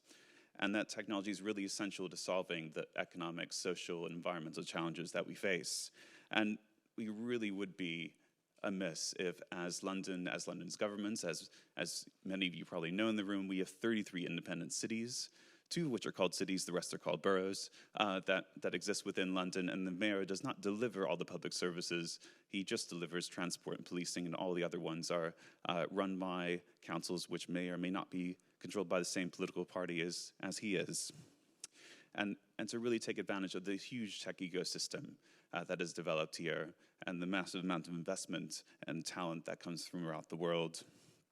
And what we really want to do is try to, as the public sector, try to learn from the business models, such as the sharing economy, that have been developing over the past few years, and ask what disruptive models can turn into collaborative models for smart cities in the future, and really to prepare different councils that are here, all the different cities that are here in London, to be prepared for new technology.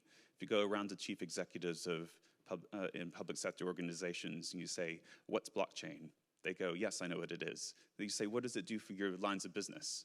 They wouldn't have a clue. They wouldn't know what the hell's going on. And one of the other things that he's quite focused on is the diversity of the tech sector, and tried to remove all the different unconscious biases that occur in the development of technology. Something that was brought up in the last speech was about ratings, for instance. That's come under a lot of fire lately, is because it's the people that designed it, which are people that look like me and actually sound like me because I'm mostly in America, have put in unconscious biases into rating systems, which kind of open up the possibility that people that may not be the dominant group may be discriminated against without people really intending to, but it does happen in that case, and so they benefit less out of those collaborative models than other people do. And a couple of things that we're doing practically here in London, we're appointing a chief digital officer who will oversee all the development, all digital technologies for the public sector, and trying to encourage new technologies that help people live their lives and help businesses thrive better in London as well. So that hopefully will be announced in the next couple of months, but the recruiting process has already been underway. And we're currently scoping out what we're calling a new London Office of Technology Innovation. And what that's doing is try to get a membership club of different boroughs here in London to be able to come together and collect data in the same way, try to enable digital public services and collaborations to come about where it can be piloted, get a first mover in one borough, and very quickly have second movers that come in afterwards and be able to scale new solutions really quickly for one part of the city to another. And so a couple of comments about digital identity, because there have been many discussions about how do you deal with digital identity, how do you improve the quality of life of people in London, both for the public services they use, but also how we interact with the private sector to make that happen. A lot of you know that we have an Oyster card system in Transport for London, which works with all the different franchises that we have to deliver public transport.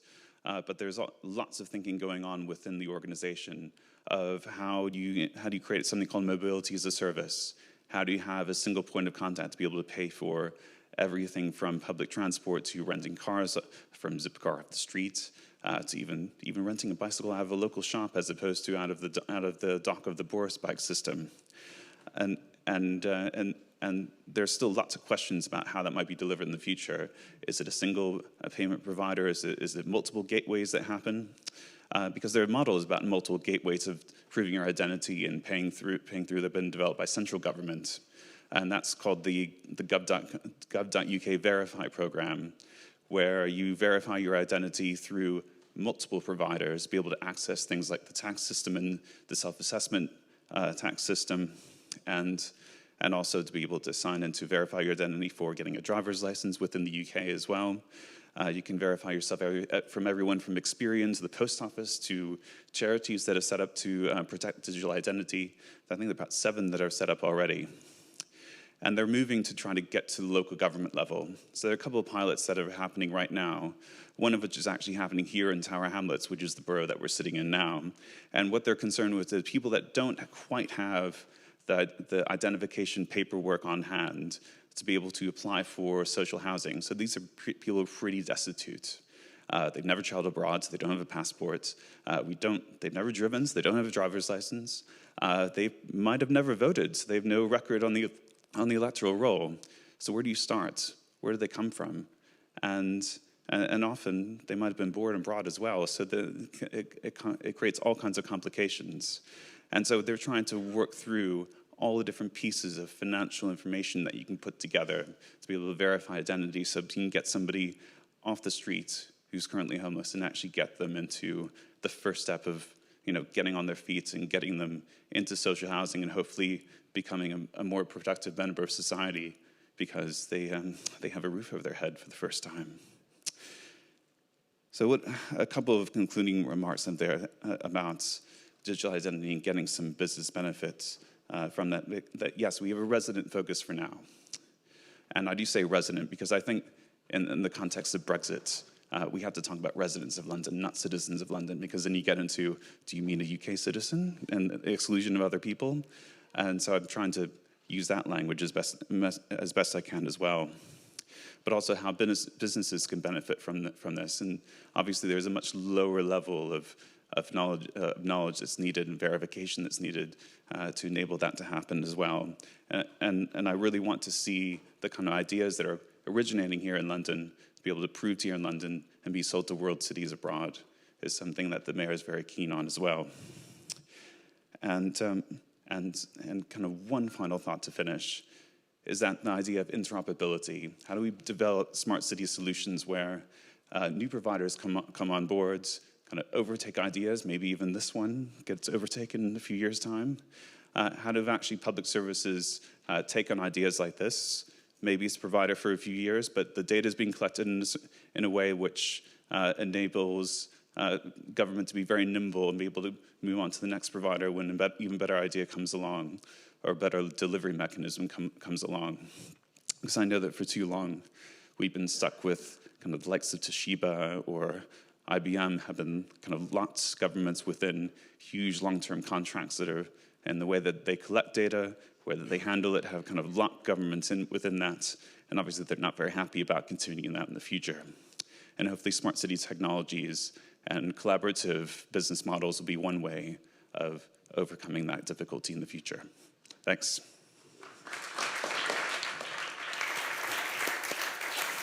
So I'm going to ask our morning speakers to come up to the dais. We have a few minutes for questions. But what I really appreciate, Stephen, in addition to you making yourself available on short notice at your own initiative, on behalf of the mayor, whose regards I think we all send, because it is greatly appreciated that there would be this opportunity to have a co-creation exercise. As I really detect the passion and the enthusiasm that you have for making London smart and improving its position in the market as a global thought leader. And to a certain extent, cities like Amsterdam are somewhat ahead of London right now in terms of the degree to which people generally acknowledge them as being quote-unquote smart. And so I submit to you that there's an opportunity to move London to the head of the class. And so I would like to, before we break out for lunch, invite the audience who may be thinking about how to make London move to the head of the class to share your perspective and to challenge each other's thinking. And whatever clever idea comes out of our design thinking, so be it. So thank you, and I open it up to questions from the audience.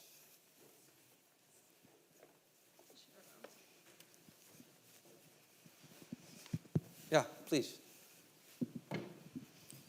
Good morning. My name is Sabine McNeil. My accent is German, but I've been a resident of London since 1981. Before that, I lived in Geneva, where I diagnosed software at the European Centre for Nuclear Research. I have developed new visualization styles for multidimensional data. I have a new method for revisualizing images to see more depth and structure and to measure more than can be measured currently. I have been banging my head against the wall, but of course I'm not pale, male, and stale, am I? So I have, maybe as a woman, I have practiced design thinking more naturally anyway. I have been in touch with the mayor's office, not the mayor's office, but the Digital London program for SMEs. Can I get anywhere? So if not you, who, please? Stephen, I think that one's for you. How to work with the London government in innovative matters? How to work with the London government on this one? So the question you're asking is the difficult one around procurement. And when innovators have good ideas, how do we actually get that procurement within the system? I will have a little criticism at our European partners because I bid for some money for them to actually help this problem, and they said no, because they weren't so interested in the idea of public sector procurement improving and actually getting innovators on stream faster and having this slow, horrible drip feed thing of new ideas come onto the market, and the market is changing, maybe a new solution that can help the way that we run the city happen. And then 2 years later, maybe after budgets get allocated, and yes, how does that change? And the question is, if who can help in this thing? Part of the problem is that we need to change the culture. It's 80% of the problem is us changing the culture within local government. 20% is just the technical expertise side of things. And I'm sorry, I'm not giving you an answer how to help you directly as a business, but I can say in general what I'm pushing within both City Hall and within the boroughs as well. We've developed a model about 6 months ago. We started a model which was called the Office of Data Analytics, where we tried to gather multiple boroughs and say, there is a way that data analytics can change the way that you do business. Only if you club together and actually build the demand to make that happen in a new digital service. It took 5 months of getting that together to get them to sign some memorandum of understanding of them to be able to share with each other. Just government sharing with each other and trusting each other to do it. It only took a week to do the actual exercise because the technology was there and ready to go. And I will say that we are looking very, very closely at how we work with London's best accelerators and incubators that most businesses are either a part of or very closely aligned to be able to find the startups and scale-ups that are out there to actually help us deliver better services in London, and how they might align with what the private sector corporates want to see, as well as changes to their city, and actually get the funding from both directions. So it's a bit of watch this space is a bit of the problem that the answer I can give to you. Thank you. I told somebody else before, you don't need me, but you do need my software if you want to become a smart city. Thank you, Sabine. Thank you very much. Andres Koka, University of Greenwich. The question is probably mainly for Mark and Simon, but I welcome any other views too. How do you see the smart cities concept, including design thinking, branding, etc.? How do you see it reducing the possibility of cities essentially developing a schizophrenic identity, whereby we've got local residents that provide all the flavor to the place and who provide the authenticity, arguably. And then we have another domain, the internet, TripAdvisor, etc., where visitors end up slagging off the facilities or the hospitality, etc. And we see these two different identities coexisting, albeit in completely different domains.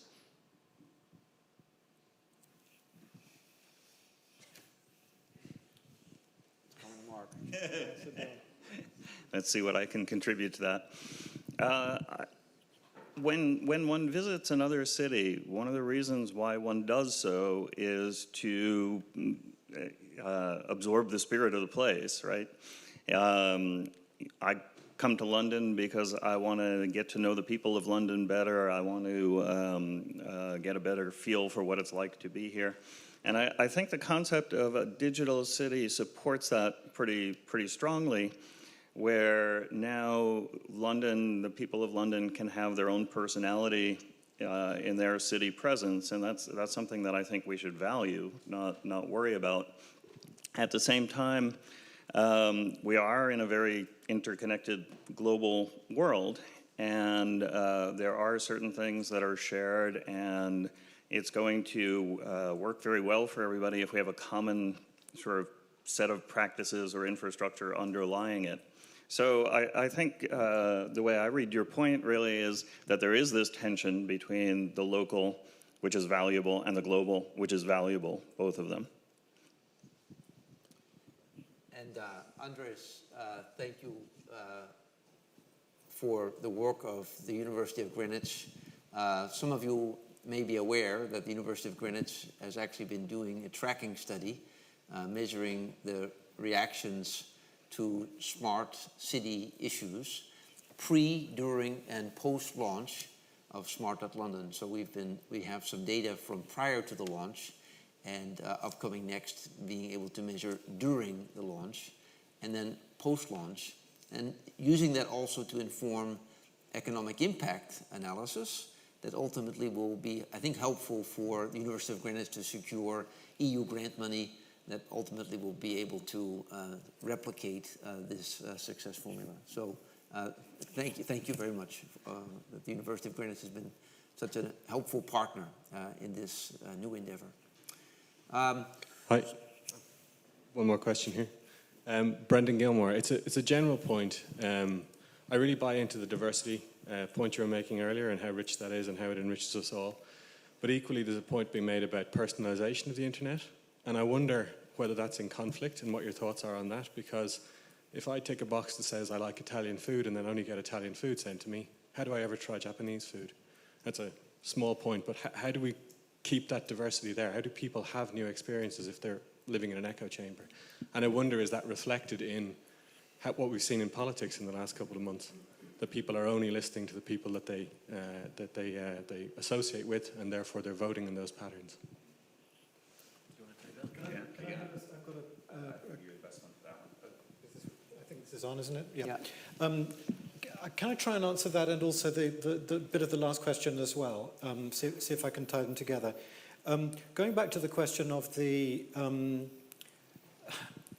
local residents who provide the authenticity, I think was the expression you used, and the visitors who don't.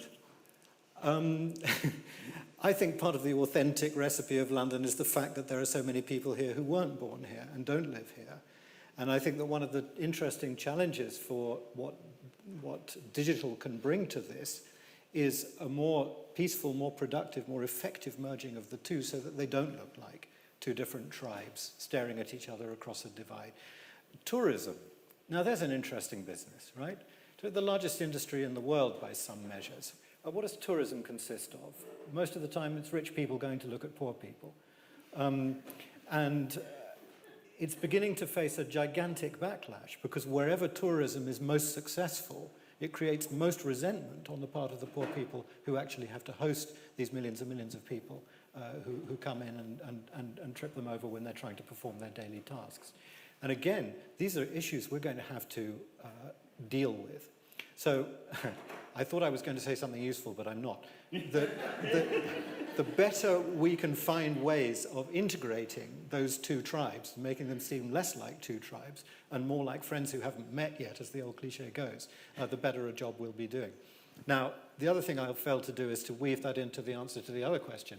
But that was also a really interesting question. And I think, first of all, the idea of the filter bubble, the idea that we suddenly find ourselves in a world where people are only exposed to the ideas they like. This is a false idea. We've been living in filter bubbles since we invented humanity. When it wasn't logging onto Facebook, but it was buying the Daily Mail or Stern or whatever it was, we were indulging in filter bubbles. That's a human habit. We find it much easier and much more comfortable to surround ourselves with like-minded people. And I think that's perfectly natural. So I don't think the internet is responsible for that. I don't think the internet has even particularly enhanced it. But the internet sure as hell is in a better place to fix it than anybody else. And we're starting to see that coming through. Part of what you talk about, the idea of you figured out my mentality and so you only ever offer me pizza. Well, that's just a misunderstanding of customer service, isn't it? And I think that customer service is very often misunderstood. There's this notion that as soon as you can figure out what somebody's habits are, you can then predict their every whim. And of course, not everybody has habits. And indeed, some people's habit is changing their habits. So I think that's just not so much better technology as better psychology. And the more we bring together technology and psychology, here's another staggeringly obvious thing to say, the better both will become. One comment to add on this one. We have kind of a watchword that we've sometimes used within the DigitalTown development team of where to go, what to do, where to stay, what to eat, and who to meet. And the who to meet is actually, in many ways, the most interesting question and the hardest one to actually solve for. But algorithmically, we can know that someone who is an enthusiast of a certain activity, shall we say golf or chess, can be connected to someone who has a similar interest but is also of a comparable caliber, and yet may have a tangential feature about them that would make the conversation multidimensional. And adding the overlay of somebody's comfort level, meeting somebody who maybe looks different than them, right? And these are things that we contemplate from a design process standpoint, and we know algorithmically we can go tackle them, and we at the same time recognize the fiduciary responsibility of being the guy responsible for connecting two people in a blind alley for a coffee, right? So absolutely are a huge believer in this notion that if we breed familiarity and connections between people who maybe have different tribal history, we might be able to also be a catalyst for a new type of conversation that actually makes the world work a little better. So I appreciate that question, and I think that there's many layers to it. So thank you for raising it. Two more questions. Okay. Hi. Oh. My name is Sue. Sorry. Yeah, she's got the mic. One more. Yeah. So my background is trading interest rates and also startups. So I have a question for the panel. Can you give any comments or thoughts on a smart aging and also servicing the over 50s plus in our population? As we all know, one of the biggest demographic trends that we face today is the fact that there's an increasing amount of period between when people retire and when people pass away. And that's going to be a huge burden on society. And I haven't heard anything today about how smart cities will be designed better to service our aging population. Would be interesting to see why that is. That a focus? If not, why isn't it? And if it is, then what developments have there been in that field? Thanks. Yeah, great question, and I'm not sure who's going to tackle this one, but I have one thought on it, which is this notion of pairing people that have, for example, circumstance where, let's say, someone who's temporarily housebound because they slipped and broke their hip may well benefit from being able to be in the company of someone who is able-bodied and homeless and not a drug addict and not a thief, right? Using technology to be able to connect those two. And Stephen, you and I had a short conversation about this topic over the coffee break prior to the start of the session. And I don't know who on the panel would have insight about any success models for using technology to improve the quality of life for people who are aging. I don't have much to add, but I do know that the Seoul municipality, one of their key drivers, was to try and reconnect a very divided and isolated aging population who wouldn't get the care otherwise. And a number of their initiatives have been around trying to reach out and create a cohesive care system for them through sharing. So I will say, and actually, by the way, that was very interesting. Your concept in Seoul about closets and getting access to tools and that sort of thing. Actually, there's a pilot project going on right now in West Norwood called the Library of Things. That's been set up by a couple of people I used to work with in the Future Cities Catapult, and they're trying to look at that being something, a model can be rolled out across London in the future. So about social care, for all the boroughs here in London, if anything happens out of smart cities, technologies and systems and platforms that helps their social care budget, that is their number one concern. There's a graph that goes around that gets shown to many people around here, which is called the fiscal graph of death of local government, which basically shows their obligations around social care and their total budget getting closer and closer and closer together. So anything which is discretionary, running a swimming pool, taking care of the highway, all that sort of thing, gets more and more squeezed out. So all the their budget gets completely swamped by doing social care, and they can't do almost anything else. And they're very scared about that because basically their population get very angry that there's nothing else being spent on except for social care. And there's been a lot of support in the past around telehealth. There's a lot of work that's going on between with local government, with the Digital Catapult, which is a center around personal data, and they focus on health and social care, and they're really trying to recruit the best startups and smart cities technologies and get them to work with local government in the future. It is still very piecemeal right now. There is also a digital health accelerator, which is run as a partnership between the mayor, the NHS commissioning bodies, and the universities in London to be able to try to get the best startups in the health sector to be able to fulfill goals that we have in the public sector and for the NHS as well. And so that's how their first cohort has gone through just now, of actually teaching them how to actually get procured properly for everyone in social care and the health sector. So there's a lot of space going on, but it's quite distributed right now. Simon. Just a very quick point in response to what Rob said about care of the elderly being left to drug addicts and thieves. I just wanted to say a word for drug addicts and thieves. If we get to the stage of sophisticated identity mapping that Mark was talking about earlier on, where it's beyond just numbers and simple facts, but actually about character and performance, then we could get to an even more sophisticated stage of this, where somebody might indeed be recommended as a carer, despite having been, or still being, a drug addict or a thief, because they have the other requirements, and they're not simply excluded because of one piece of data on their record. Great point. I'm going to invite one more question. I think we know what it's going to be, but before you jump in there, I want to make one small plug for the hackathon that started last night. There's a hackathon that is running through June the 30th. One of the hackathon projects actually is Home Shared at London. That was intended for the actual application of somebody who needed a place to stay, where technology can do a wonderful job connecting two people who have compatible circumstances that might not otherwise be able to find each other, and for that to happen through the lens of verified digital identity as a way to prevent abuses.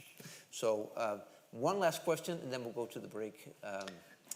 Right. My name is Mark Lilliman. I'm the founder of smartcity.london, so that's another domain name that you've missed out on, sorry. Basically, my question to the whole panel is this. London used to be at the forefront of smart cities with the London data store and the transport and things. I think it's kind of fallen back a bit.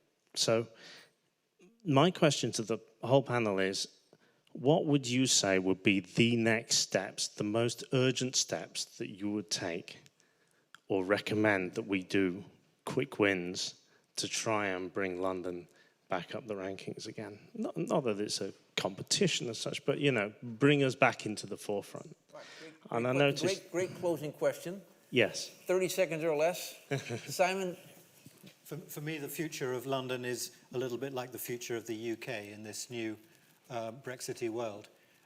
There's only one sliver of hope, really, for Britain and for London, and that is to become the goodest country, the goodest city in the world, because that's where competitiveness comes from in the future.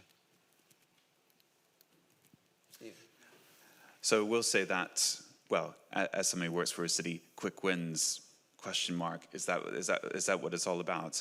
And I will say, like, if we slow down, is it just because we've had so many elections in a row that we've had to slow down? Question mark. That's a curious thing to see, that we have that much influence in what happens with smart cities technologies.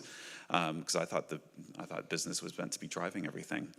I guess we were driving it a lot more than we really thought. But anyway, one thing I'll restate something I said before. How do we get from disruptive business models to the collaborative ones? And how do we get the businesses that have the best innovations on board to be able to do that?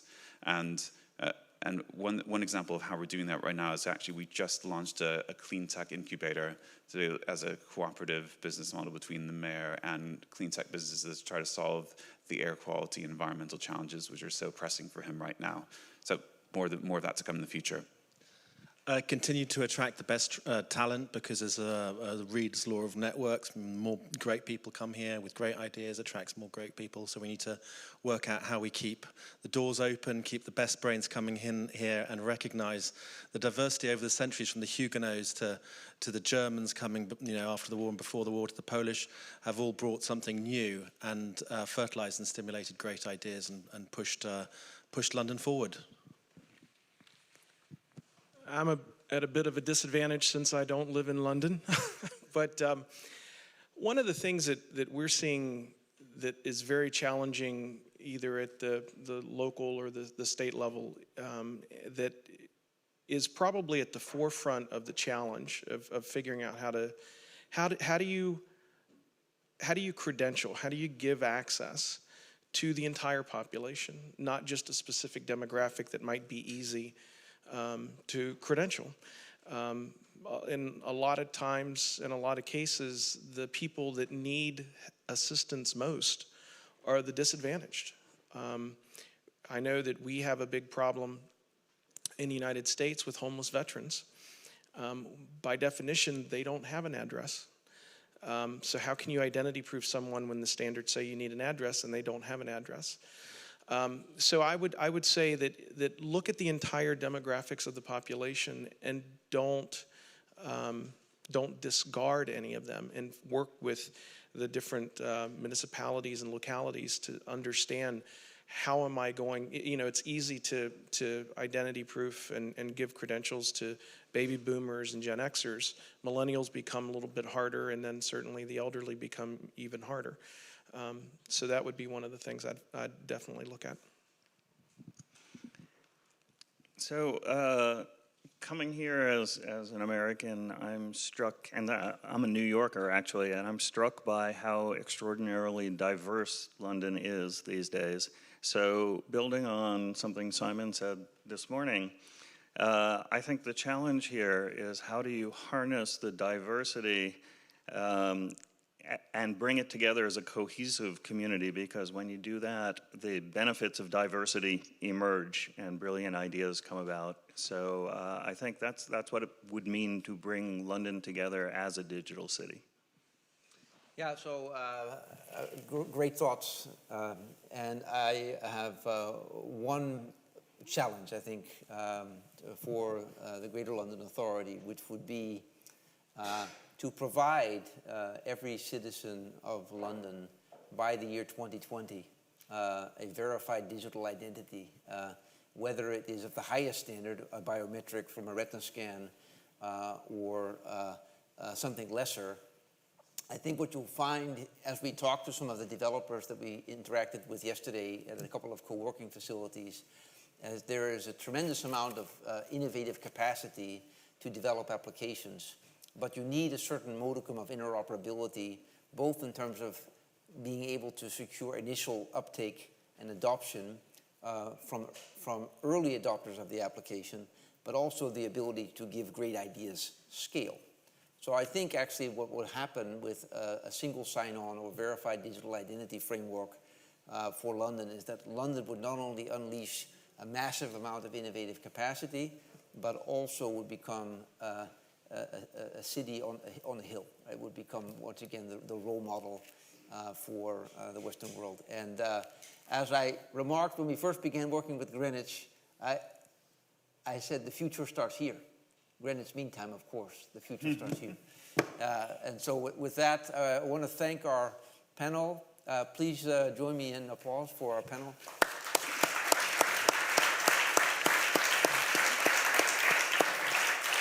And so now we have a lunch break, and we'll resume at 1 o'clock. And the program, you'll actually see in the back and in the break room, you'll see copies of the program that we were not able to give out at the start. So see you at 1.